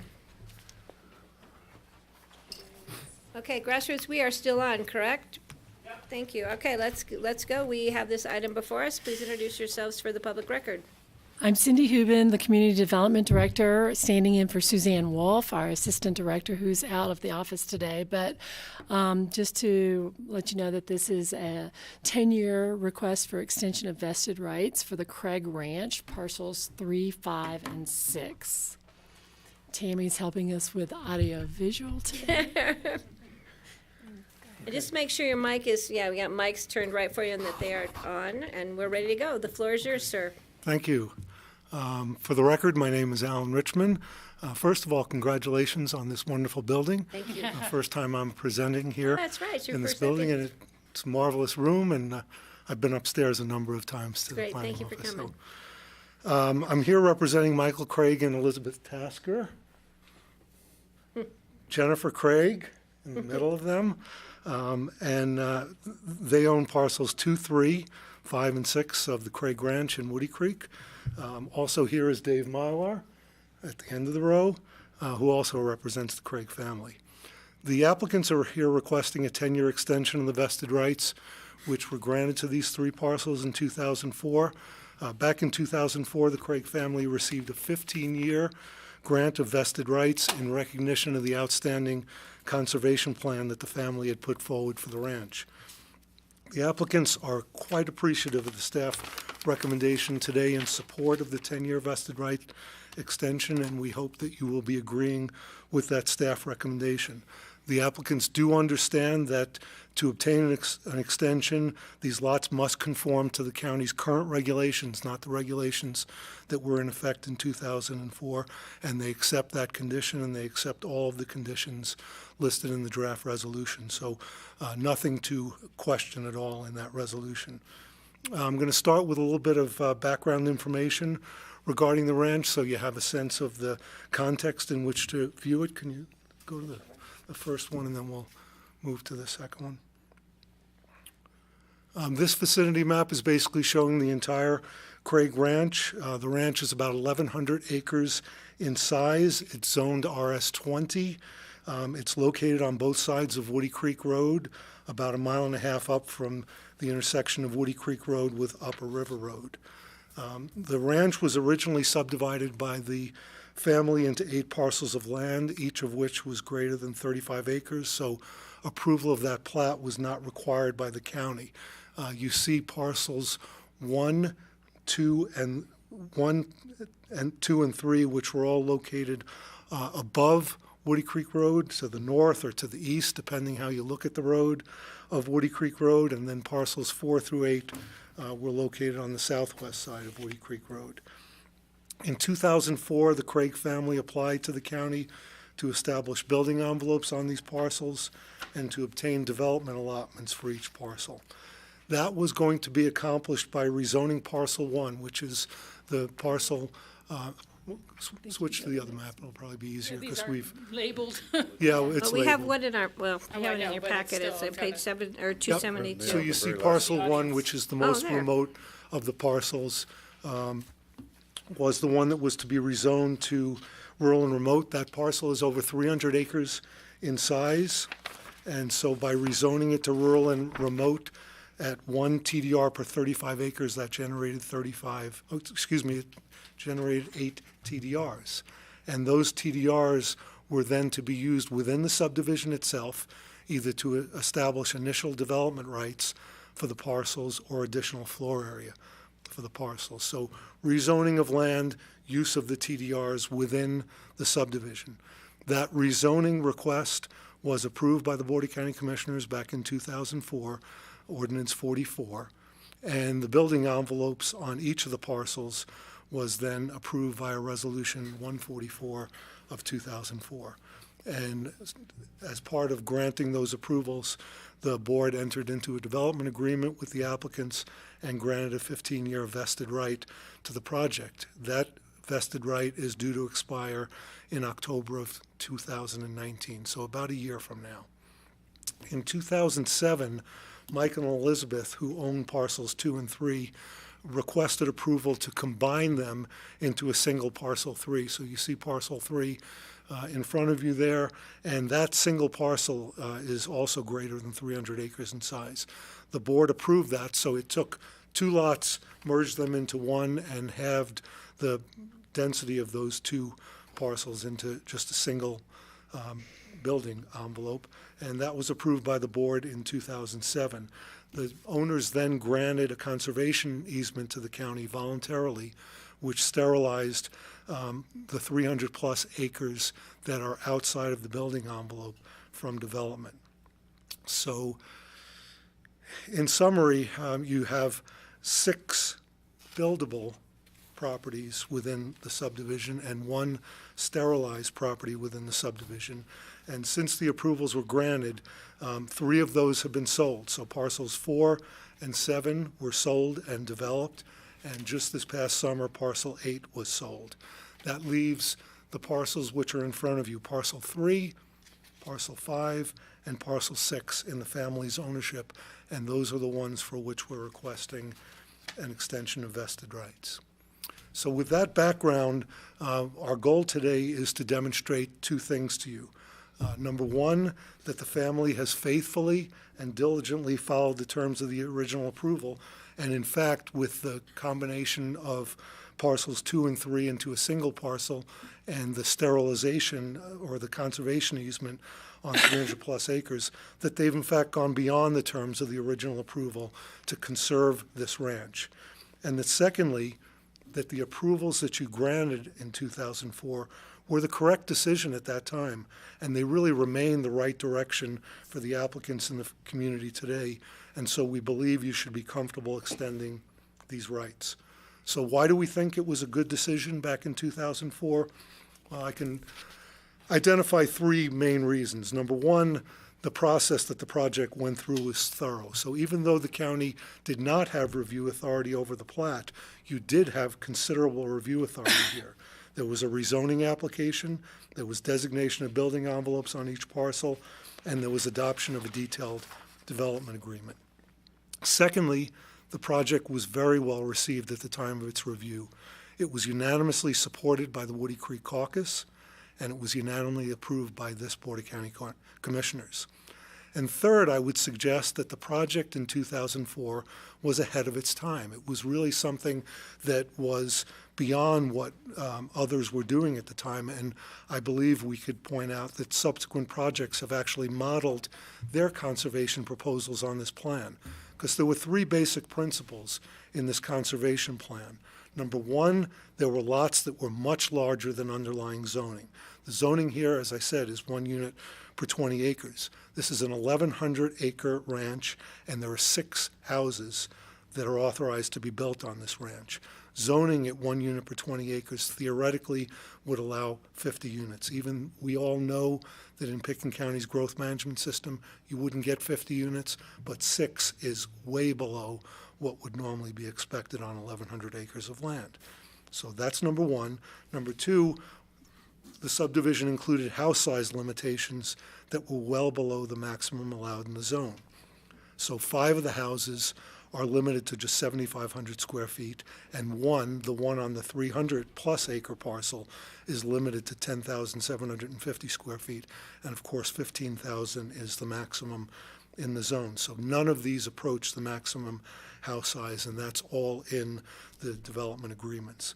And third, the use of TDRs via a rural and remote zoning and then applying those TDRs within the subdivision was quite advanced back in 2004. This was really the early years of our TDR and rural and remote program, and it's become a model that has been used in other subdivisions and successfully.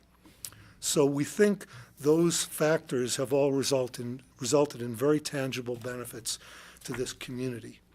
And frankly, the idea of tangible benefits to the community is precisely what the vested rights extension standards require an applicant to demonstrate.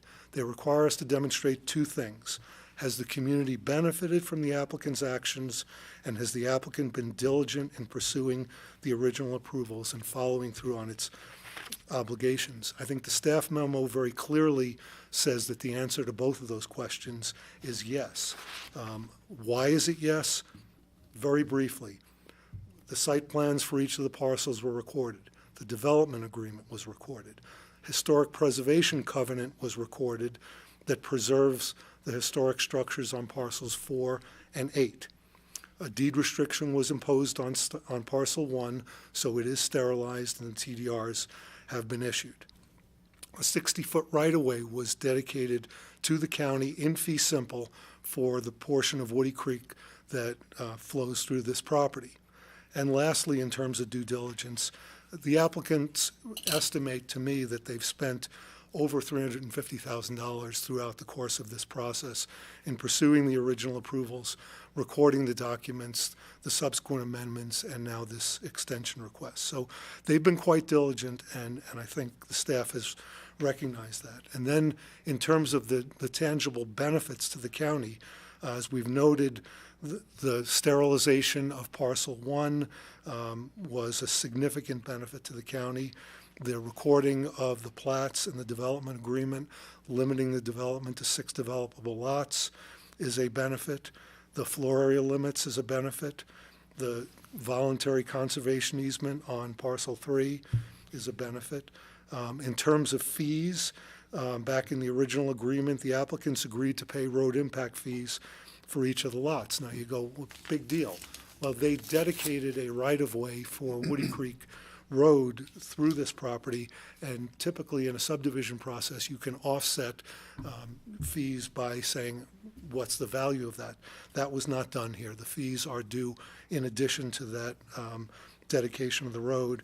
And finally, the applicants agreed to pay affordable housing fees for 2 of these parcels, even though you didn't have affordable housing fees in 2004. They were coming. They were on the cusp of being adopted, but the applicants said, we will pay those. And probably most importantly, and I'm just about finished here, the actions of the Craig family have really been quite consistent with the themes of the Woody Creek Master Plan, and I think they've helped Woody Creek to achieve its master plan. In the 2016 master plan, probably the most fundamental thing that I read there is Woody Creek's continuing commitment to limiting its ultimate build-out, because that's how they can maintain their rural character, and that's how they can avoid the need for infrastructure improvements that would alter that character. And this kind of project is really just one element of how you limit that build-out, taking a ranch that could have been 50 units of density and limiting it to 6 lots, and also the floor area limits. So we think that if you were to support this today, you'd really be sending a very encouraging signal to other landowners of large properties who are considering entering into a long-term conservation plan with the county for their property. It takes a long time to realize these plans, and the market isn't always responsive. We certainly had hiccups in the market back in the late 2000s that, these applicants have not received all of the benefits from the project that they had hoped yet. And if you look in the packet, you'll see multiple letters. There's one from Jan Schoberlein of the caucus stating her minority opinion about the extension. There's a memo from Pitkin County Open Space and Trails. There's a letter from the neighbor on parcel 4 of this subdivision, and they all express the sentiment that an extension of longer than 3 years is appropriate, that when you have an applicant who's followed through on everything that they were asked to do and has contributed to the rural character of Pitkin County, that this is that case where it's appropriate to say, this is the right plan for this property. It should remain the plan for this property and let it be fulfilled. So for all these reasons, we hope you support the staff's recommendation and grant the requested extension. George, please. So first, I want to really thank and acknowledge the Craig family for your conservation and for your stewardship of this property. It should be noted, it is extraordinary, and I really want to thank you for that. You've heard my previous comments, and they're going to be very similar. Alan, you've presented a lot of the history adequately, and that 15-year extension vesting rights, which, as you know, is well above the norm, was given based on all the grantees that the Craig family gave to the county, and that was well deserved, along with TDRs as well. Your last comment, I'm looking at these letters. Open Space just acknowledges the Craig family in terms of their conservation of this property, but they don't address the vesting extension at all. And they shouldn't, actually. So I go back to, I guess I'll ask our staff, my earlier comments for the previous applicant was, here we are in the midst of revisiting our building code as it pertains to our energy use, and how that then ties in with our TDR program and overall house size. And so given that, why would staff look at extending this so far out for another 10 years versus a normal 3-year or even a normal 3-year extension after already having 15 years? And I know there's been a lot of work done and lots have sold, and there's still some lots available. And one lot right now has the ability to build up to 10,750. We may be revisiting that. So that's my question. Right. No, I think that Alan stated it well. There's so many provisions that were given to the county that were not required as part of this development, that we today look at a conservation type subdivision in a different light in terms of the vested and the long-term status of that subdivision, because we understand that those properties sometimes are more difficult to sell. They're larger acreages, and they have met the goals of the community in almost every respect here, relative to the wildlife, relative to the small building envelopes, relative to the overall rural character in the Woody Creek, consistency with the master plan. If you want to talk square footage, which we are looking at due to the energy codes, any home that would come in would be under the new energy code requirement. So square footage would really be the only thing that may or may not be changed in our provisions coming up. But the 7,500, is it 75 or 73? 7,500 square feet, which the majority of the lots have restricted themselves to anyway, I think is well below what is allowed today. So I think that that is well within the realm of what the board might consider. The one house that's 10,750 square feet was a combination of two lots that we agreed to in a subdivision. So those lots would have both been over 14, a total of 15,000 versus the 10,750, which today is, what is approved on the one lot. So we felt that this was all a good compromise, and not knowing where the board would end up in our discussions, felt like this proposal was something that warranted a longer vesting period, and one home that potentially was above the size, having combined two homes that could have been a much larger size, in our mind, outweighed any of the other provisions that might come along in the future. So would there be a way, or would it be acceptable, at least for discussion, for that one parcel, it's a parcel 3, to, as part of the resolution, to limit that house size to the other two home sizes? We'd have to ask the No, applicant. I'm asking, Yeah. is We'd have that to- something that's worth discussing to allow for an extended vesting right? Because that's really my concern, and again, as we're looking at this, I think this, was it 7,250? Those other two parcels have? 7,500. 75. So if that third parcel was included as that, because I don't think, I suspect we won't go below that number as we are looking at our square footage, but we may go below 1075. So throw that out as an idea. And George, I just want to also offer that given whatever square footage requirements might come out of our new look at the energy code, this home would be under those standards when a building permit came in. For new energy code would apply. Yeah. And we've also done a couple of, since I've been on the board, I can think of one or two conservation PUDs that we've done since then, and I can't remember the length of the vesting that we've given those. Generally 10, I believe, but Yeah, and those were new starting off. So here we've got 15 starting, so another 10, that's 25 years. That's a lifetime. However, if you, well, I'm just supporting the staff's no, I understand. recommendation in that we tried to list all those reasons on page. Yeah, no, I see them. I can't. Yeah. So anyway, so those are my comments and my thoughts and an idea to perhaps try to move this forward, at least with my vote. Okay. Rachel, please. yeah, thank you. And thank you, George, for your comments, and staff and everyone else for their work. I guess I look at this a little differently than you do, George. Primarily, to me, there's a big difference between an 1,100-acre landholding and ranch and the efforts that are made to conserve and have a good land use proposal from those, as opposed to what we just saw, which was like a 57-acre. I mean, the magnitude of difference is extreme.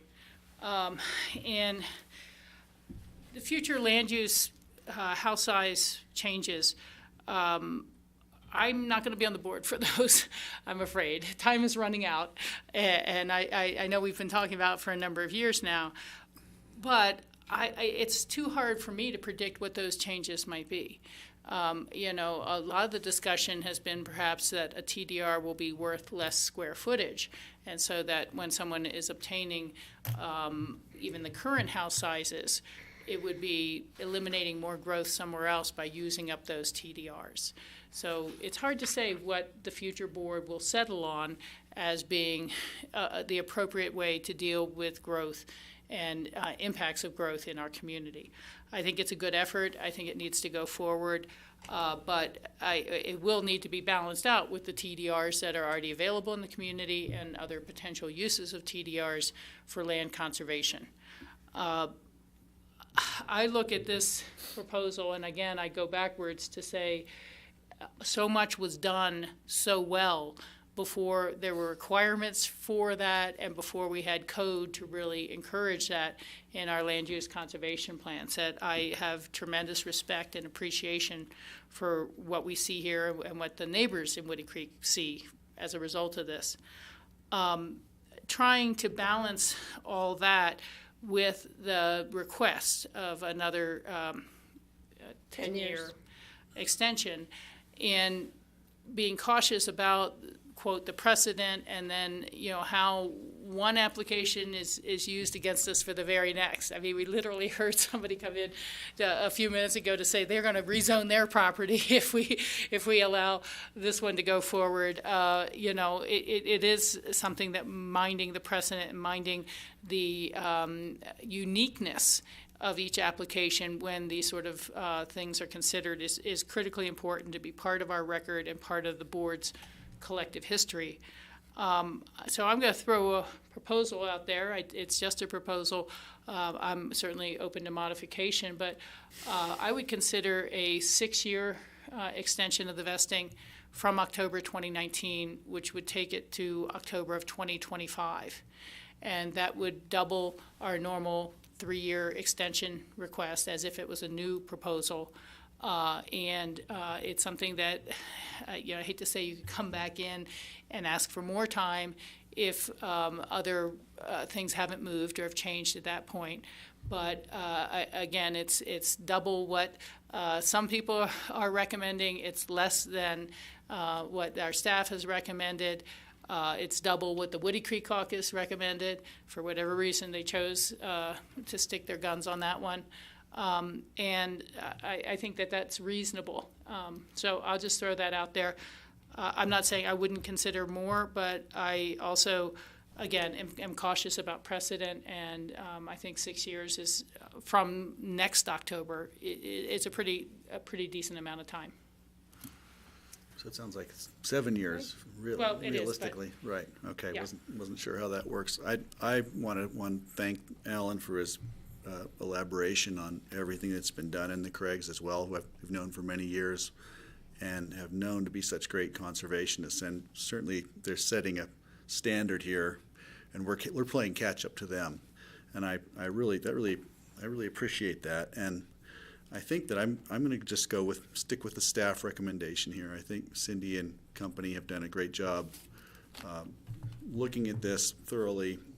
We understand the intent of the owners, where it's going.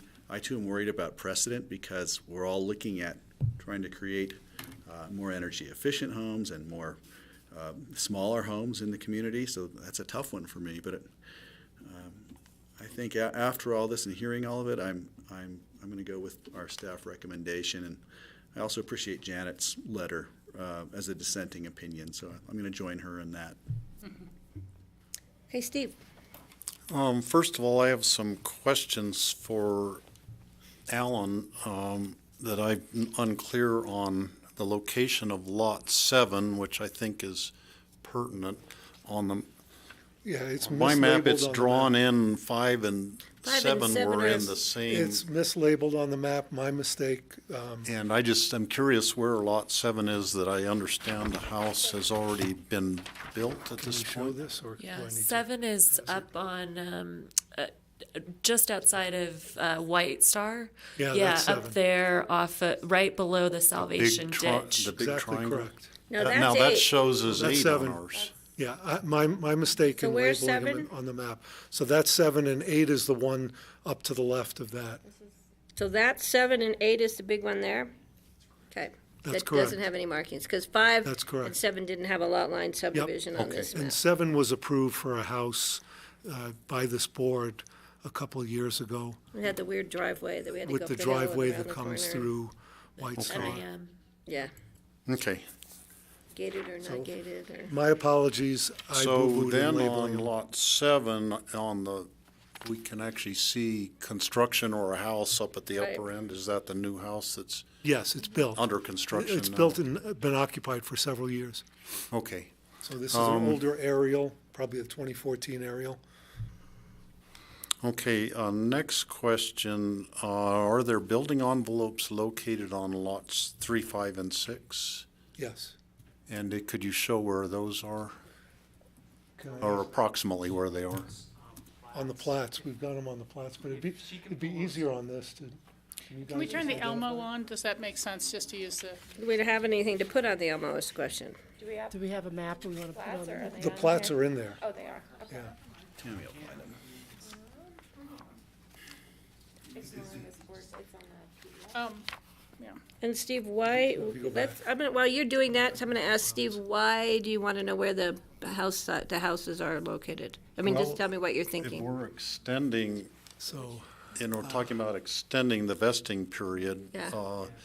we've run into issues on this, And you can just scroll through them. George Stranahan's kids' property on Woody Creek Road. We've run into problems with dog prohibitions on Capitol Creek, and those things are really pertinent to, To where the, they're similar situations to this that I just want to be fully aware of. so where the what- houses are platted on the lots?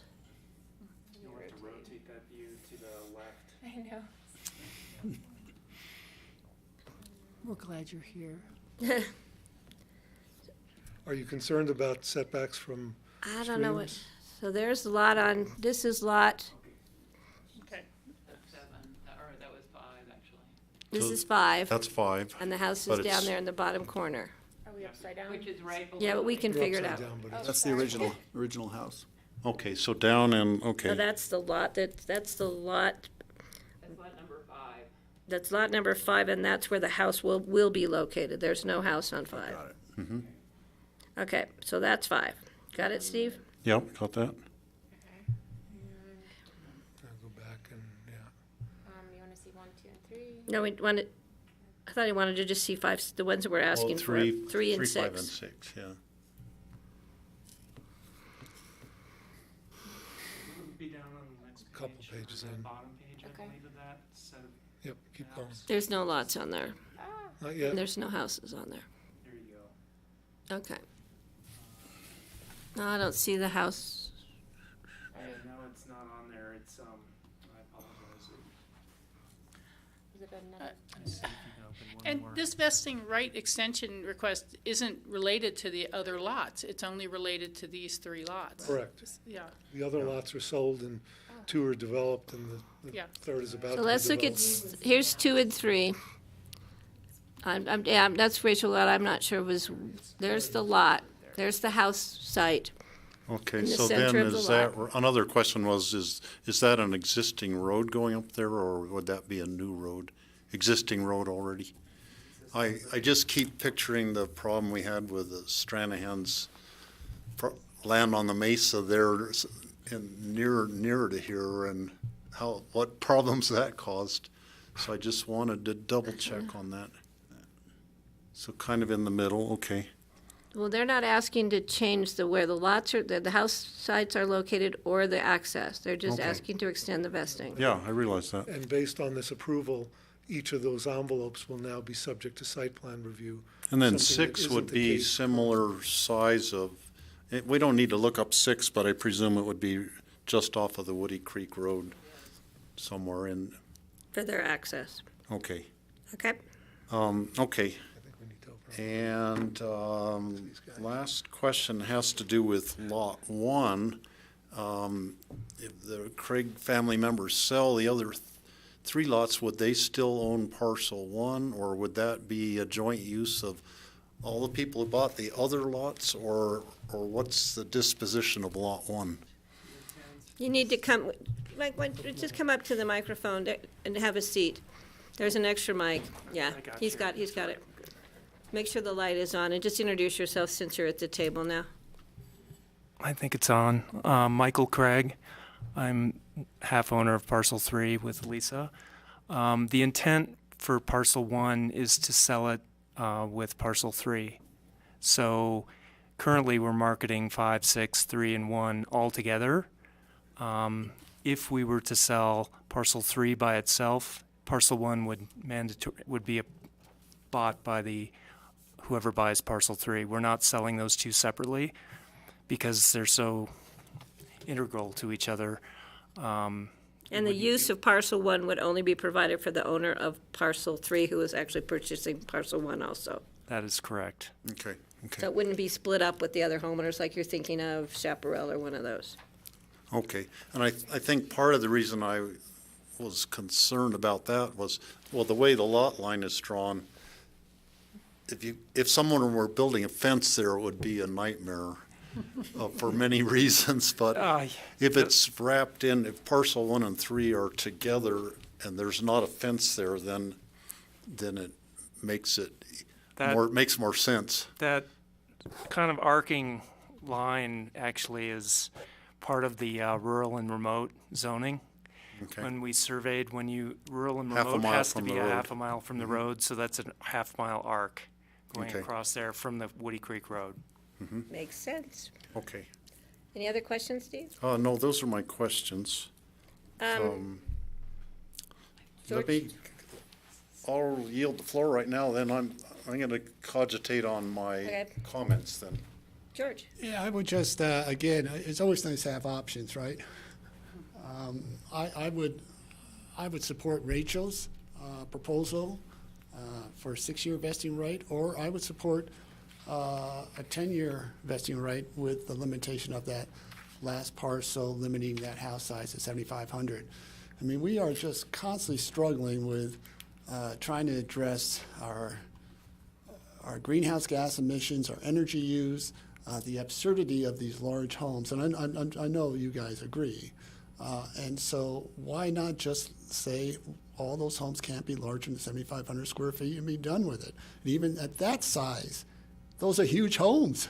If you've seen a home of 7,500 square feet, who needs it, right? So I would throw either of those options for discussion. I can support either one. Yeah, I'm going to weigh in. I appreciate George's effort with the 75. It's 7,550, isn't it? 7,500. But the fact that we could have, technically, from the get-go, we could have had two 15,000 square foot homes there. So now we've merged the two homes into one at 10,750. So I think that's remarkable. Let me start from the very beginning now. This is an amazing parcel of land. And I want to thank the Craig family for doing amazing stewardship for this property. You have always taken care of this property from your hearts and your backs and your brawn and your blood, sweat, and tears. We know that. And I have followed it and been part of it, I think, from the get-go. And so I cannot tell you how much I appreciate it. I know the Woody Creek neighborhood appreciates it. And I know Pickens County as a whole appreciates what you've done there. I think that you have made reasonable, thoughtful decisions on all of these parcels, and I understand Rachel, and I appreciate Rachel's, trying to give the 6, which would be 7 if we went to your end of your current vesting, and that I could go there, but I guess I'm standing with what staff says, and I'm going to support the 10 years, because I think it's going to be difficult in the next, from what I'm hearing on I hear a lot of real estate facts and figures at the Aspen Chamber Resort Association board meetings, and the fact that selling large parcels used to be the hot item, and now it's kind of this last couple of years it's really focused into selling these penthouses in downtown rather than these beautiful, amazing parcels in areas like Woody Creek. So I'm not sure where you guys will be in the next 5, 6, or maybe even 7 years. So, and I think, and it comes down to the next steps for you. I think you, again, will do the right thing. So I'm going to support the 10-year vesting. And then I think I'm going to turn it back over to Steve. Okay, I'm going to support the 10-year vesting. I know how hard it is to sell big pieces of land. It can take years and years. And they gave up a lot in the past, and having the certainty going forward helps them in selling those parcels. That doesn't mean they're even going to sell them within 10 years, but I think they've already gone through a 15-year vesting period. 10 years is okay in my estimation. I support that. And I'll leave it at that. Great. I want to say something that's probably completely irrelevant, but looking at that parcel 3, parcel 1, I think what a perfect location if somebody's going to build something to go for, something contemporary, modern in terms of net zero energy. I know you guys have this in your hearts, and you probably can't mandate that to anybody who buys this, but you've all done such a great job conserving it and the way you've had to proceed. I understand and appreciate so much. I just keep looking at that and want to say, wow, what an opportunity for somebody to come in and do a net zero, whether it's 10,000 or 8,000 or maybe even smaller. What a great opportunity. I hope you can put that in your marketing. That at least one commissioner and probably several would appreciate that for what it's worth. And are the little blue dotted lines on, those are all waterways? Would be. Drainage. Well, yeah, like when we get water. They're drainages. There's water there. When there's water there.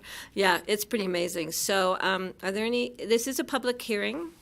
Are there any other members of the public wishing to speak on this item on our agenda for today?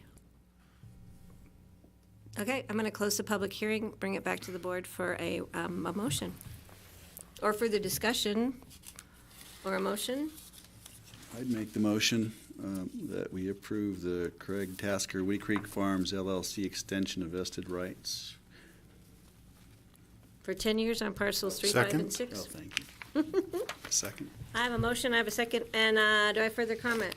Yeah, I really thank and acknowledge the Craig family, and this is not anything negative per se, but everyone knows my stance on extending vesting rights and large home sizes, and I try to offer 2 different options, so I can't support this. We appreciate that, George, and we appreciate that you stand by your guns, and some of us stand by your guns sometimes, and sometimes we don't stand by your guns. So, Rachel. Yeah, no, I also would like to thank George and the rest of the board and let you know I will vote for the motion in acknowledgement of the decency and the value of this application. I do worry about the precedent. I would have preferred something shorter, but I'm not going to withhold my vote. Thank you. Okay. Steve. One other comment about the precedent. We really, when we look at a land use application, we look at every one separately. At least this board always has. We don't necessarily look at what we did on another piece, and so I'm not worried about having a deluge of people coming in and asking for 10-year vesting, because our normal amount is 3 years, and that will still be the normal amount that we do. Well, I wish we had a deluge of people coming in wanting to do what you've done, because it's been incredible. And we can think of some parcels right off the top where we've been trying to do this, and maybe this is another step for people wanting to do the amazing thing that you guys have done. So I'm going to call this question. All those in favor, please signify by saying aye. Aye. All those opposed? Nay. Okay, so it's a 4-1, and we are moving on. Thank you very much Thanks for so coming much. before us today. It was nice to Thanks for see all coming. of you. All right, bringing it back to the Board of County Commissioners. Are there any items for open discussion before us today? I do not have any. I want to thank our staff who stepped in today, Laura, Phyllis, and Alex, for filling in. We've had vacations, illnesses, and a trip to the, what was it, the Oh, ICMA. ICMA, which is the Conference. National. International, Or city and county managers. okay, because our county manager, I believe, was speaking there. Yes. We are proud of him. So, any other open discussion from members of the board? Hopefully, we'll see some of us tonight at the core. There's a core event at the Limelight at 5:30. It's a movie called, Can't remember. come on, you guys brought it up. It's about the new energy economy. It's about and new how- energy issues, and the first 100 people there get free pizza and beer, so be there early. And then tomorrow night at 5:30 at the Door Hosier at the Aspen Institute is presentation about fire, and please, we encourage members of the community to be there. And then Friday night is an event at the Madeline Albright Pavilion at the Meadows to do an introduction to the new president for the Aspen Institute.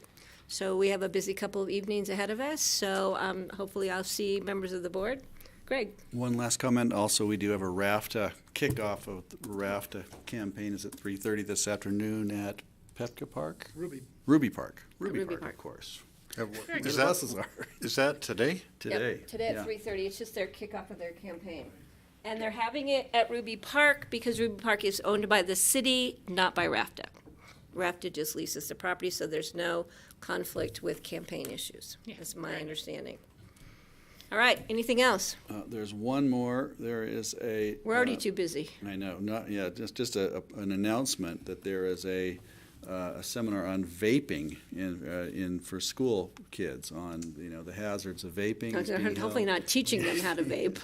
And I believe that is also conflicting. I believe that's this evening at 5:30 at the middle school, I believe.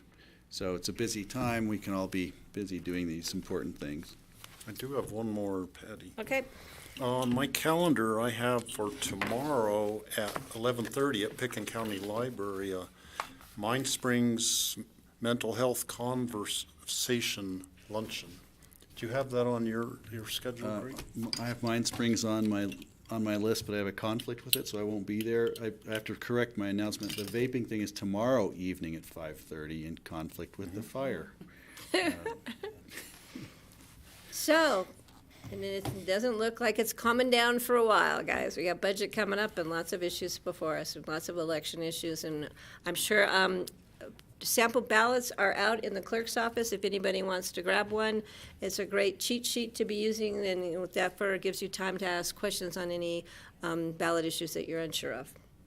So it would be great if I had a motion to adjourn. So moved. Second. I have a motion, I have a second. All those in favor, please signify by saying aye. Aye. Aye. Thank you, Grassroots. Thank you, Grassroots.